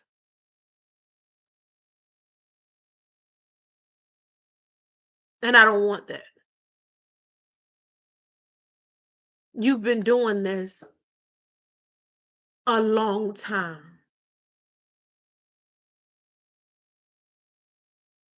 Stop keeping people around just to get around. Because at this point, it's not about locomotion, it's about your motion. You in things and ain't giving people no motion is not who you are. Is all you getting back. That's all you reciprocating. Is that, oh, he ain't giving me no motion. It's a lie. You know you show up for people and you make people want to move with their spirit intact. Stop letting people treat you less than. And you being able to isolate where you want to be and who you want to be to who and why they matter. Let me help you is all I did. That's all I did. Because you want to find out who you want to be to this person. And I'm all for it. I'm here for the engagement. Now, had I known that, I'd have showed up in a lot more places because he was my dynamic to this courthouse marriage that I needed. But it wasn't in the facilitation or the facet of the merger going without influence. It was in the heart of the matter. Us not forgetting that we are a multifaceted people. We come from a multifaceted place and person, people, ascertainments of an end time. And he made me happy about it. He restored my spirit of marriage. I can marry my face again. because I'm not trying to give it to someone who wants to kick it around. Be about without motion. You get what I'm saying? So, dang, it's just, I'm not ashamed. I know idolizing is not a humility, but I'm living in a culture where, excuse me, idolizing is an arrogance because of the joy that we have from it. But arrogance is being used as something negative more often than at all. Why is arrogance a negative word? Why is it a bad word? Why? And I'm only saying bad. Let me turn the clock. Or ding dong ring wrong. I'm gonna say it. Um when you are knowing a thing and you repeat it over and over and over again, it's an annoyance. But the anointing and the strata of dealing with a known fact and everything we do with this known fact. Stop testing me now. Everything we do with this known fact, every facet we build, every time we build it up, every stealth of it, the tree that we have grown from the root up, and we wonder why it's so much brighter and bigger at the top of the tree than the bottom, than the trunk. We wonder why. Then the bottom of and first of all, the bottom is what you can't see. The roots inside the tree is what you can't see. The roots that have made this tree, you cannot see it. And you cannot fathom the power of the roots of this tree until there's no light. There's just you and the light inside you that you use to show and foreshadow a person. If you can't foreshadow this person, you can't forsake them. You can't play them to their own blinds. But can you keep them to their own blinds? Can you keep them from resurrecting a pain? A lot of people are dealing with this in relationships and don't know that the cremation of your partner's burdens lie in arrogance. And it is to build an altar and to behoove a home where this person reckons the light that comes out of this urn, this earnest place. I believe in the burial of man and woman in the spirit and the rising of a new union in the spirit. I believe in the rebirth. I believe in the restoration of a person after meeting, after talking, after the metaphysical volume of experiencing relief, rest, um, and resurrecting a whole person is work because they've had work outside of their family, outside of their learned value.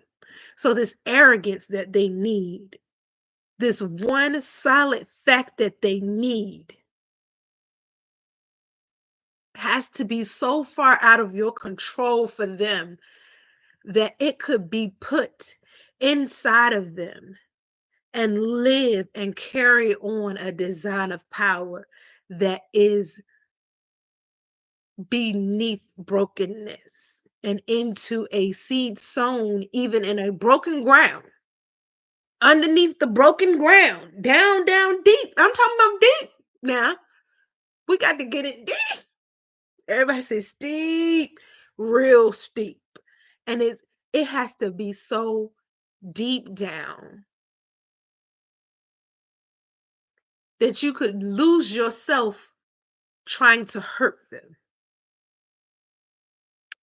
Now, I allowed you to resurrect this person, right? What is it? Ain't nothing. It came from you. If you like it, then you should have put a ring on it. You put a ring on it everywhere I go. When I hold this hand up, they know. You know what I'm saying? I come with this person. If a ring is on it, what hand is it? I don't even remember. But like I say, you found this seed and you shared it with me. Whether it be a person, spirit, or entity, we volumize this spirit for me. The same way, you found it, you barked on it, you got this, you gonna square off about it. And you all in this good stuff about it. I'm so sorry, but yeah, it's mine. It's mine. I take pride in it. I love talking to my family and I love talking to the people that I love. That is my arrogance because they hold no reservations. So I knew when I got married, it had to be some powerful stuff, because I be giving them stuff just more like if you say this to anybody, you gonna make us look crazy type stuff. So now I ain't gonna get up and move nowhere. This is one of them still frame live vlogs where some woman just talking all types of junk. But yeah, so down deep, there's this seed that you found that is built on something solid outside of my burdens that caused me to live again. We ain't find this in marital counseling. This seed that I once had for somebody was called the I told you so's. And everybody that had something to say got to plant this seed. But when it was time for me to be the I told you so, this is something outside of the original resurrection of me outside of my burdens. Because when you resurrect yourself, you can't resurrect yourself inside of what hurt you. So society says. So we're going to call this ground that we are inevitably not supposed to resurrect our own self in broken. We're resurrecting ourselves on broken ground because we did it. And when other people need to say it, they need to say, we didn't do it, right? That's the power of Aristotle. Him knowing it was stars in the sky, and every time the earth moved, the stars in the sky was in a different place. Every time something happened around him, something didn't add up, is what we wanted to change Aristotle to. Because the one constant was this one person, or whatever we wanted to do with Aristotle in regard to Socrates. Who gives a care? So when the stars didn't align around me being my optimal power, everything had to be broke and be this scatter plot. So I resurrected myself outside of the people who devoured and devoutly didn't care about me. And to still be able to hold a light to other people and empower other people to see themselves and embrace and embark on themselves different. was something that I was happy about. And I was found saying it so seriously that people couldn't believe it. So that became the arrogance of a group of people, but it was humble. It was humility. It was humidified and it spread around good and thick. And there was a place where I was turned into a discounted distortion because I didn't want people to get caught up in the idolizing and imagery of something outside of where their intentions and purpose started. I can't say maternal because maternity is humble ground, but for some reason, maternity always has to be broken ground. So while we humbugging here, this seed called I told you so's that so many people had been watering that was supposedly not me because I'm a seed. Anything that turns up and faces a light is not supposed to be me.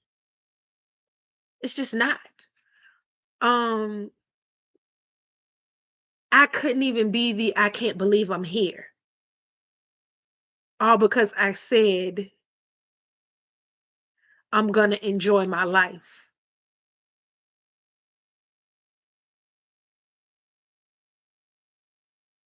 My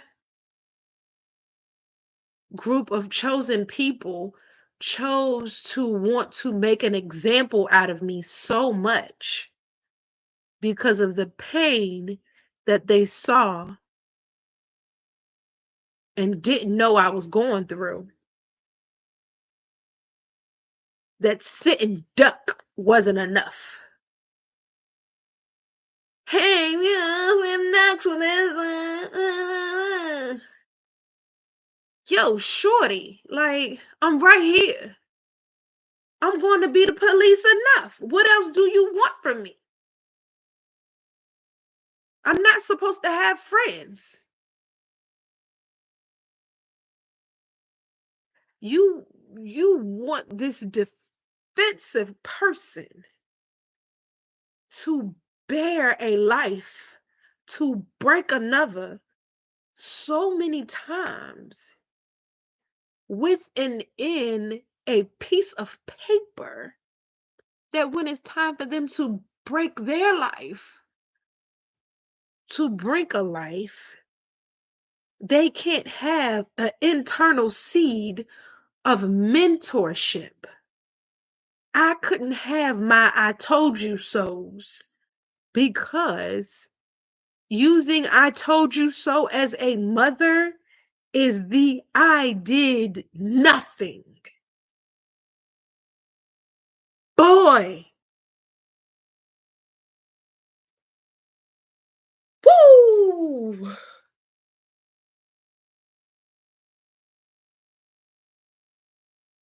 If I could pull myself from underneath the windowsill where the spiders kept biting me and reminding me I do not have the I did nothing seed in a mother or a mentor that is a mother or the mentorship that is in my mother. I don't have that. Somebody telling me, oh, she's telling her mother to do nothing to break the chains of her doing something will end her with her mother. So you know what? We have to break every chain, or the chains will break you. And the chains of the unknown, you can't have my mother, my mother, my more other. You can't have her. So we all going out like we going out was said somewhere, and I can't remember. But if you love someone, you will stand up even when you're sitting, and sit even when you're standing, because those gestures of humility and empowerment have already been done for you to know to choose the proper embodiment.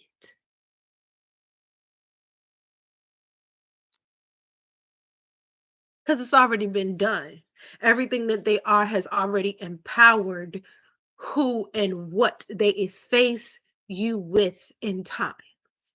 How many times have I faceted and fastened in this person for Solomon? I hope for solitude, solemnness, soul, for soul, for my spirit. How many of you have to be around them? Friends do you have? You have to have those friends. You got to hear this.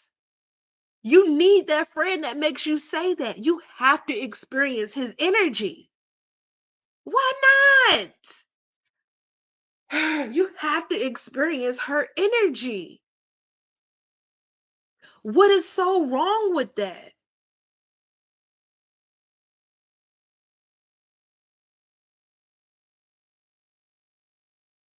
People will lie about who you are to somebody just because of how you are with them.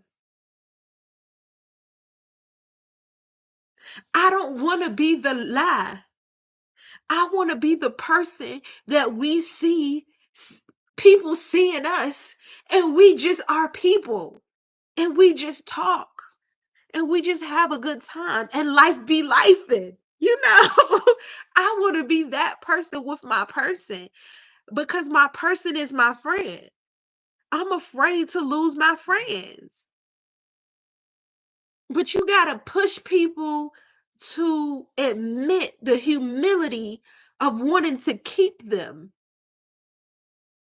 into the hard pages of websites and tags and um sending pictures through shared iClouds and poems and haikus of times never devout is what all this social media shit turned into.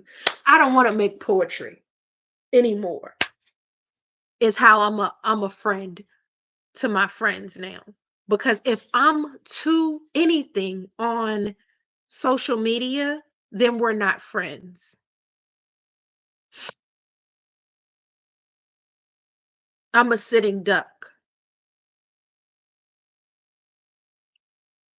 I've been accused of so many scars that there only is emotional tissue and baggage everywhere that pride is supposed to be. I'm tired of being Jafar, but if I have to be, then I will. I mean, why do I have to depict power hungry?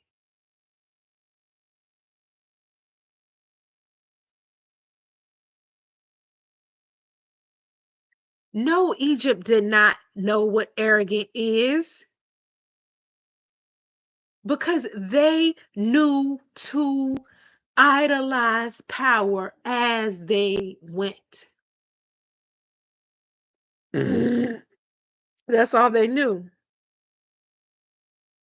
throughout the Egypts, the Serbs, the Providences, all throughout history, and still to this day.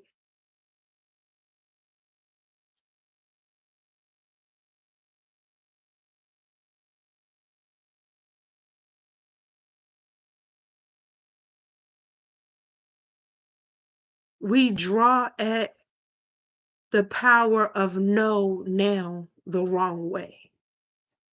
And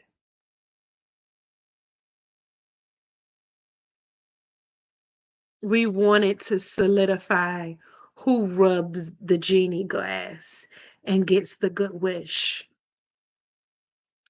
But the I told you so's don't stand in time.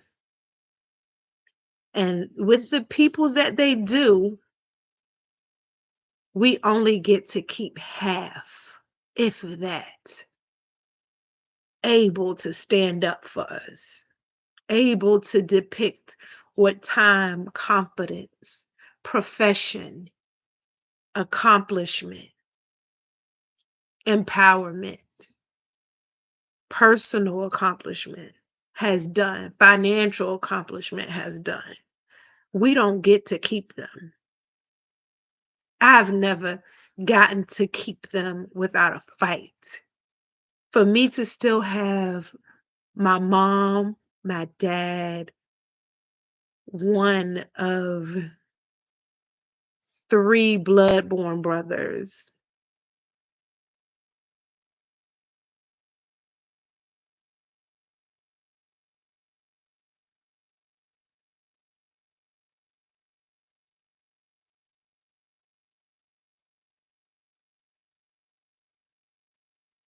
I had to fight.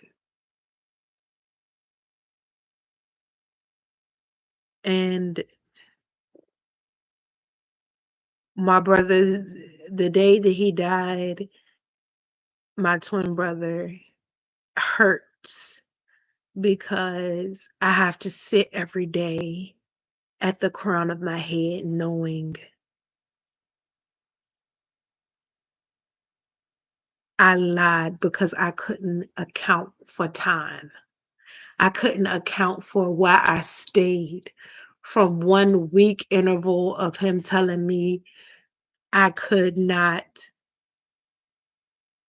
be anything that he wanted,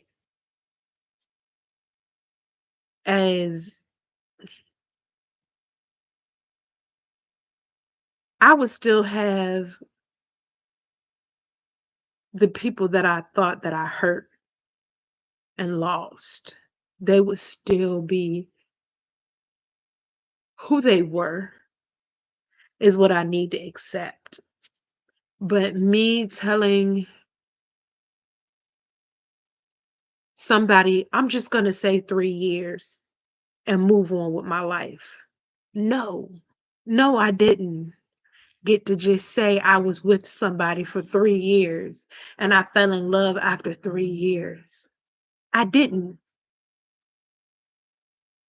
because when it went from my cousin's ears to Daryl's ears, it's, oh, she's still telling that lie. Do it matter? It's not your lie. It's not your life. Why are other people dying so you can continue to have a key to stay with somebody? Why? You're nobody's brother.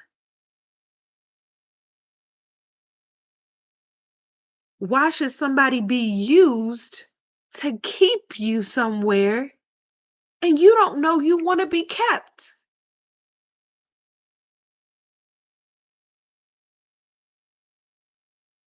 And every day you're using someone in fear anyway.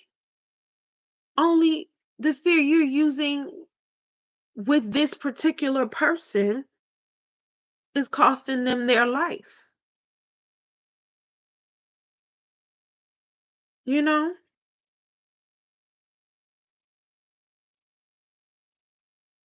if it had not been for someone covering up to keep what grits mean to the Southern Belle who rose from a scarcity in integrity in a broke, rich home, the power of husband would not be to transcend leverage in time, in family dynamic. Because in that time in American history, we were losing family dynamic, even in white families, because of the things that were done to maintain power and money. And esteem was the only thing that gave people access to power and money. Excuse me. So to say that money had anything to do with it, it was not. I'm always forced to compromise my esteem because of this body that I live in and this verbose mind that I have to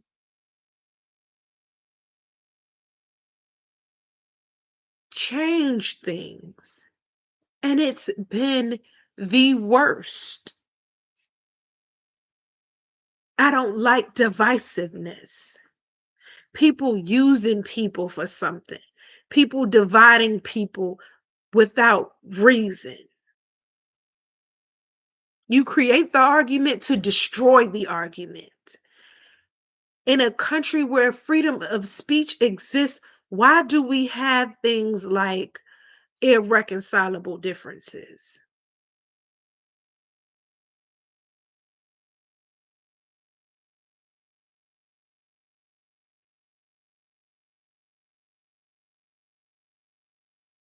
Because people want to do and proclaim a status that is not theirs.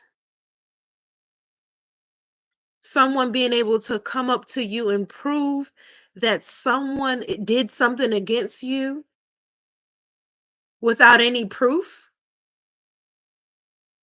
can be believed through status, through charisma. But why? You could lose your husband because of the status of another person.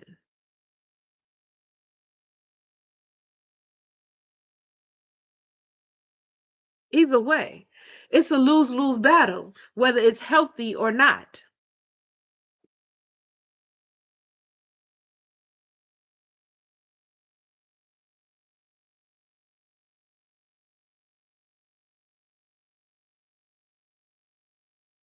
We use the word status to define every strata we can.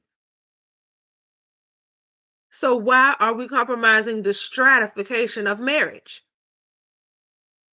with the status of health or with the status of money or the status of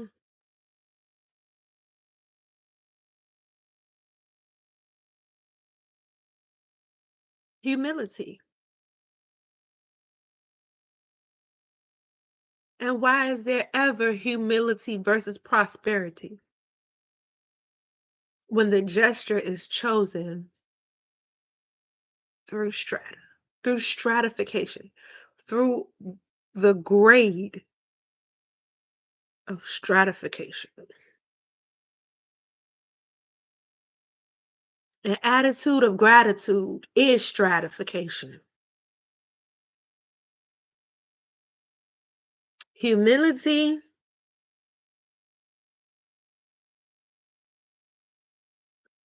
should never be compromised, you know?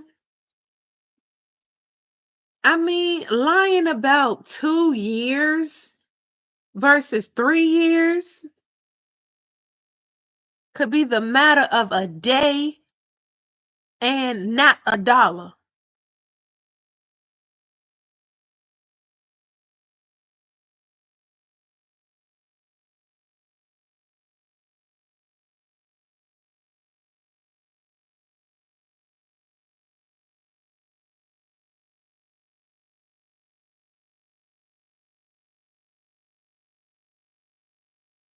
But anyway,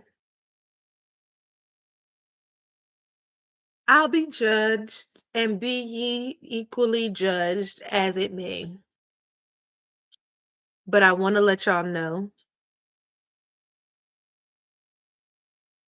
when Diamond said, make your money, don't let it make you, it meant just that. Do not let it make or forsake the stratification of us ever creating a life in giving and transcending time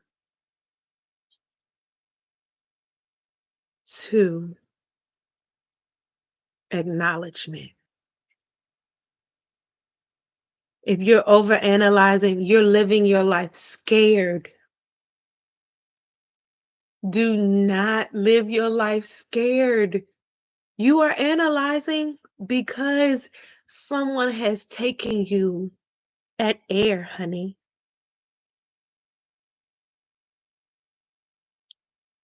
I love to argue. Is one thing, but arguing to keep you is another thing. Keeping you to pillage you, is that marriage? Is that counsel that you're going to need every day because no one's choosing you? Is your analytical fear? Am I where no one is choosing me? Or am I where there's this small place in my heart where I know I'm living for love? Regardless of what people think, I'm living for love. I mean, if I could be anybody for somebody, I would be. Hmm. The czar. No, no, no. Excuse me. I wouldn't say the czar. I'm always choosing vigilantes. I mean, like, the minute you truly advocate for somebody, so many lies were told on that family, you know? I mean, maybe I'm just a Disney princess in my head, you know? And I believe that things will save us if we believe, if we become the conquerors that we seek and foresee in the choices we make to take us further. I mean, because you could be a hip hop mogul on a park bench spitting rhymes and somebody walk past and you're the next biggest hip hop pioneer in 2 years. Life does this. This happens with actors, fashion models every day, all because we have ourselves in the right place to expose a outright abrupt grit to be heard by the right ears. It's like you got the substance or not. Got milk. And I don't know why every time someone said you either got it or you don't. I'm always thinking it's like got milk, but it's truly that. It's like you either had that person before you knew and you knew, or you don't. but that's maternal. You had substance before you had that life the whole time. The fact that you just got milk means shit just got real. Someone just heard you. God just heard you. You're not lonely. You've always had substance for somebody. Having a child didn't mean you got to keep that somebody. Marrying a person didn't mean you got to keep that somebody. It meant you got longevity.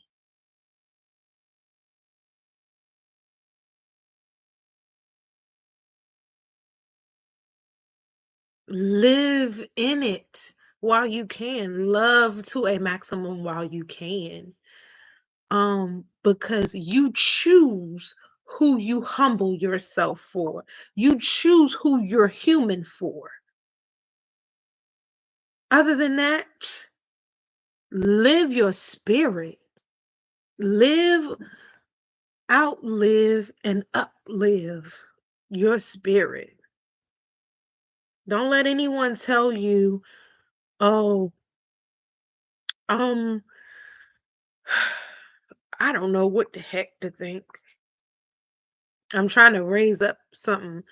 Don't let anyone tell you, oh, I'm only with you for this, or you can talk to the door, or all these moreover motions of mumble jumble people do and then call themselves being your superior. If somebody needs a superior or superiority to exist in a room full of people, they're waiting for somebody to trip over a rope so they can capitalize on another person's life. Like I said, don't wait for the seed to know you got milk. You've been had substance this whole time. You've been of substance, substantial substance this whole time. Don't let anyone tell you otherwise. And if they do, they need you and they're afraid to humble themselves and expose the necessity of you and worry.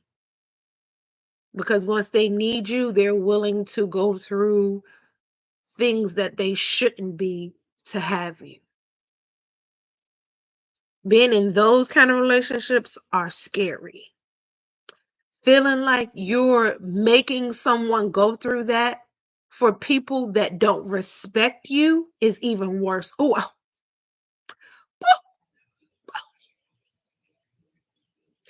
oh, oh, mm, don't do it because you'll lose that person. You'll lose that person. Integrity is arrogance. You will lose that person. If that person lose their integrity trying to keep you because of other people, you will lose that person. Don't do it. I swear, if I could be the devil wears Prada on somebody's left shoulder after they left, I swear I would fix half the American couples in this world because we read the Constitution and we discovered what? What? What did we discover? Two halves make a whole? A standard for marriage without what? Support?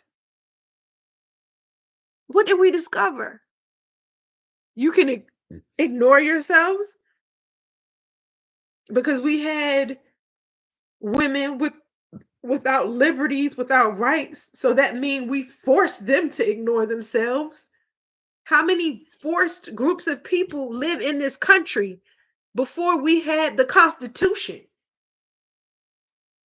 Don't start with me. Don't get me started. Forward for it, though. Forward with that.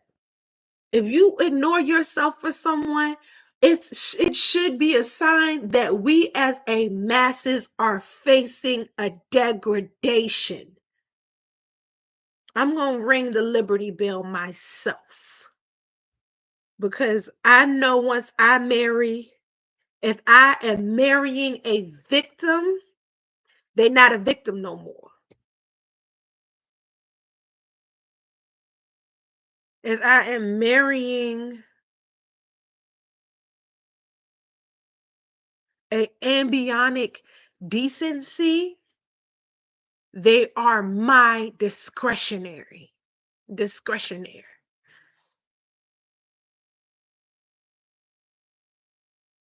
or divine heir, debonair. They're my debonair. I don't want to say it because I'm a humbled person.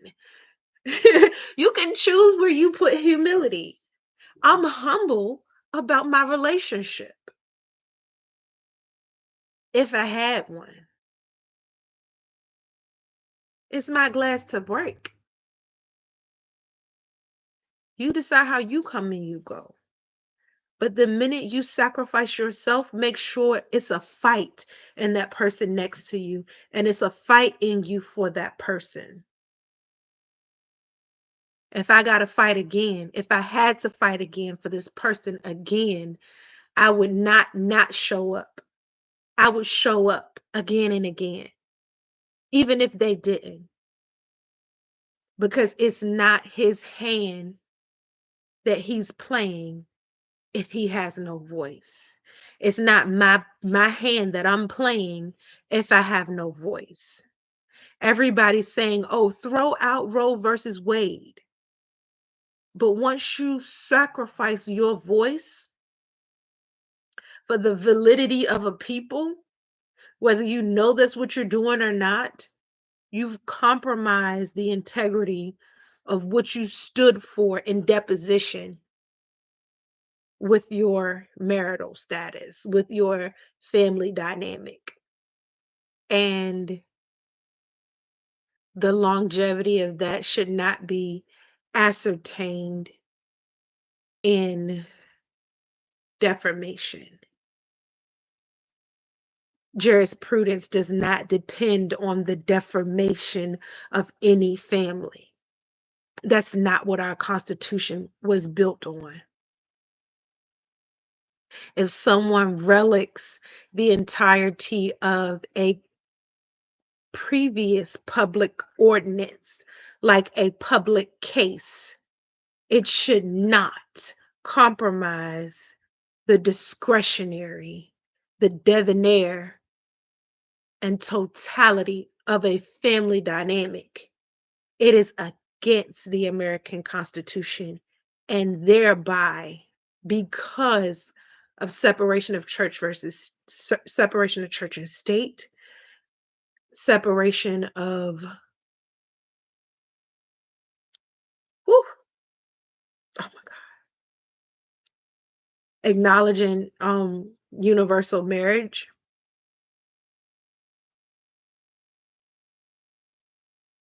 it's inhumane to change the Constitution. We should not compromise our families, our family dynamics, and the dynamics of the court. The judiciary system has changed because of probate, and has always been, it's ever rocked of the American Constitution. And people who've enjoyed the powers of dwelling in a place where their family has been the premise of change and the premise of keeping family a reciprocated power outside of retribution and condemnation, has been relict in the separation of church and state. And I'm proud to be a part of a country where patriotism is not about what I own. It's about my pursuit of happiness. Think about that before you put it all on the line. before you cause the vendetta just to leave. Think about who you're leaving. Because you might be leaving your single self, and you might be denying that you lack power by standing up. Some fights are easy. Some of them will cost you your ability to say no, because everything you stand for, everything you've done is a yes. Remember that. Um, Leaving you doesn't mean leaving your prosperity.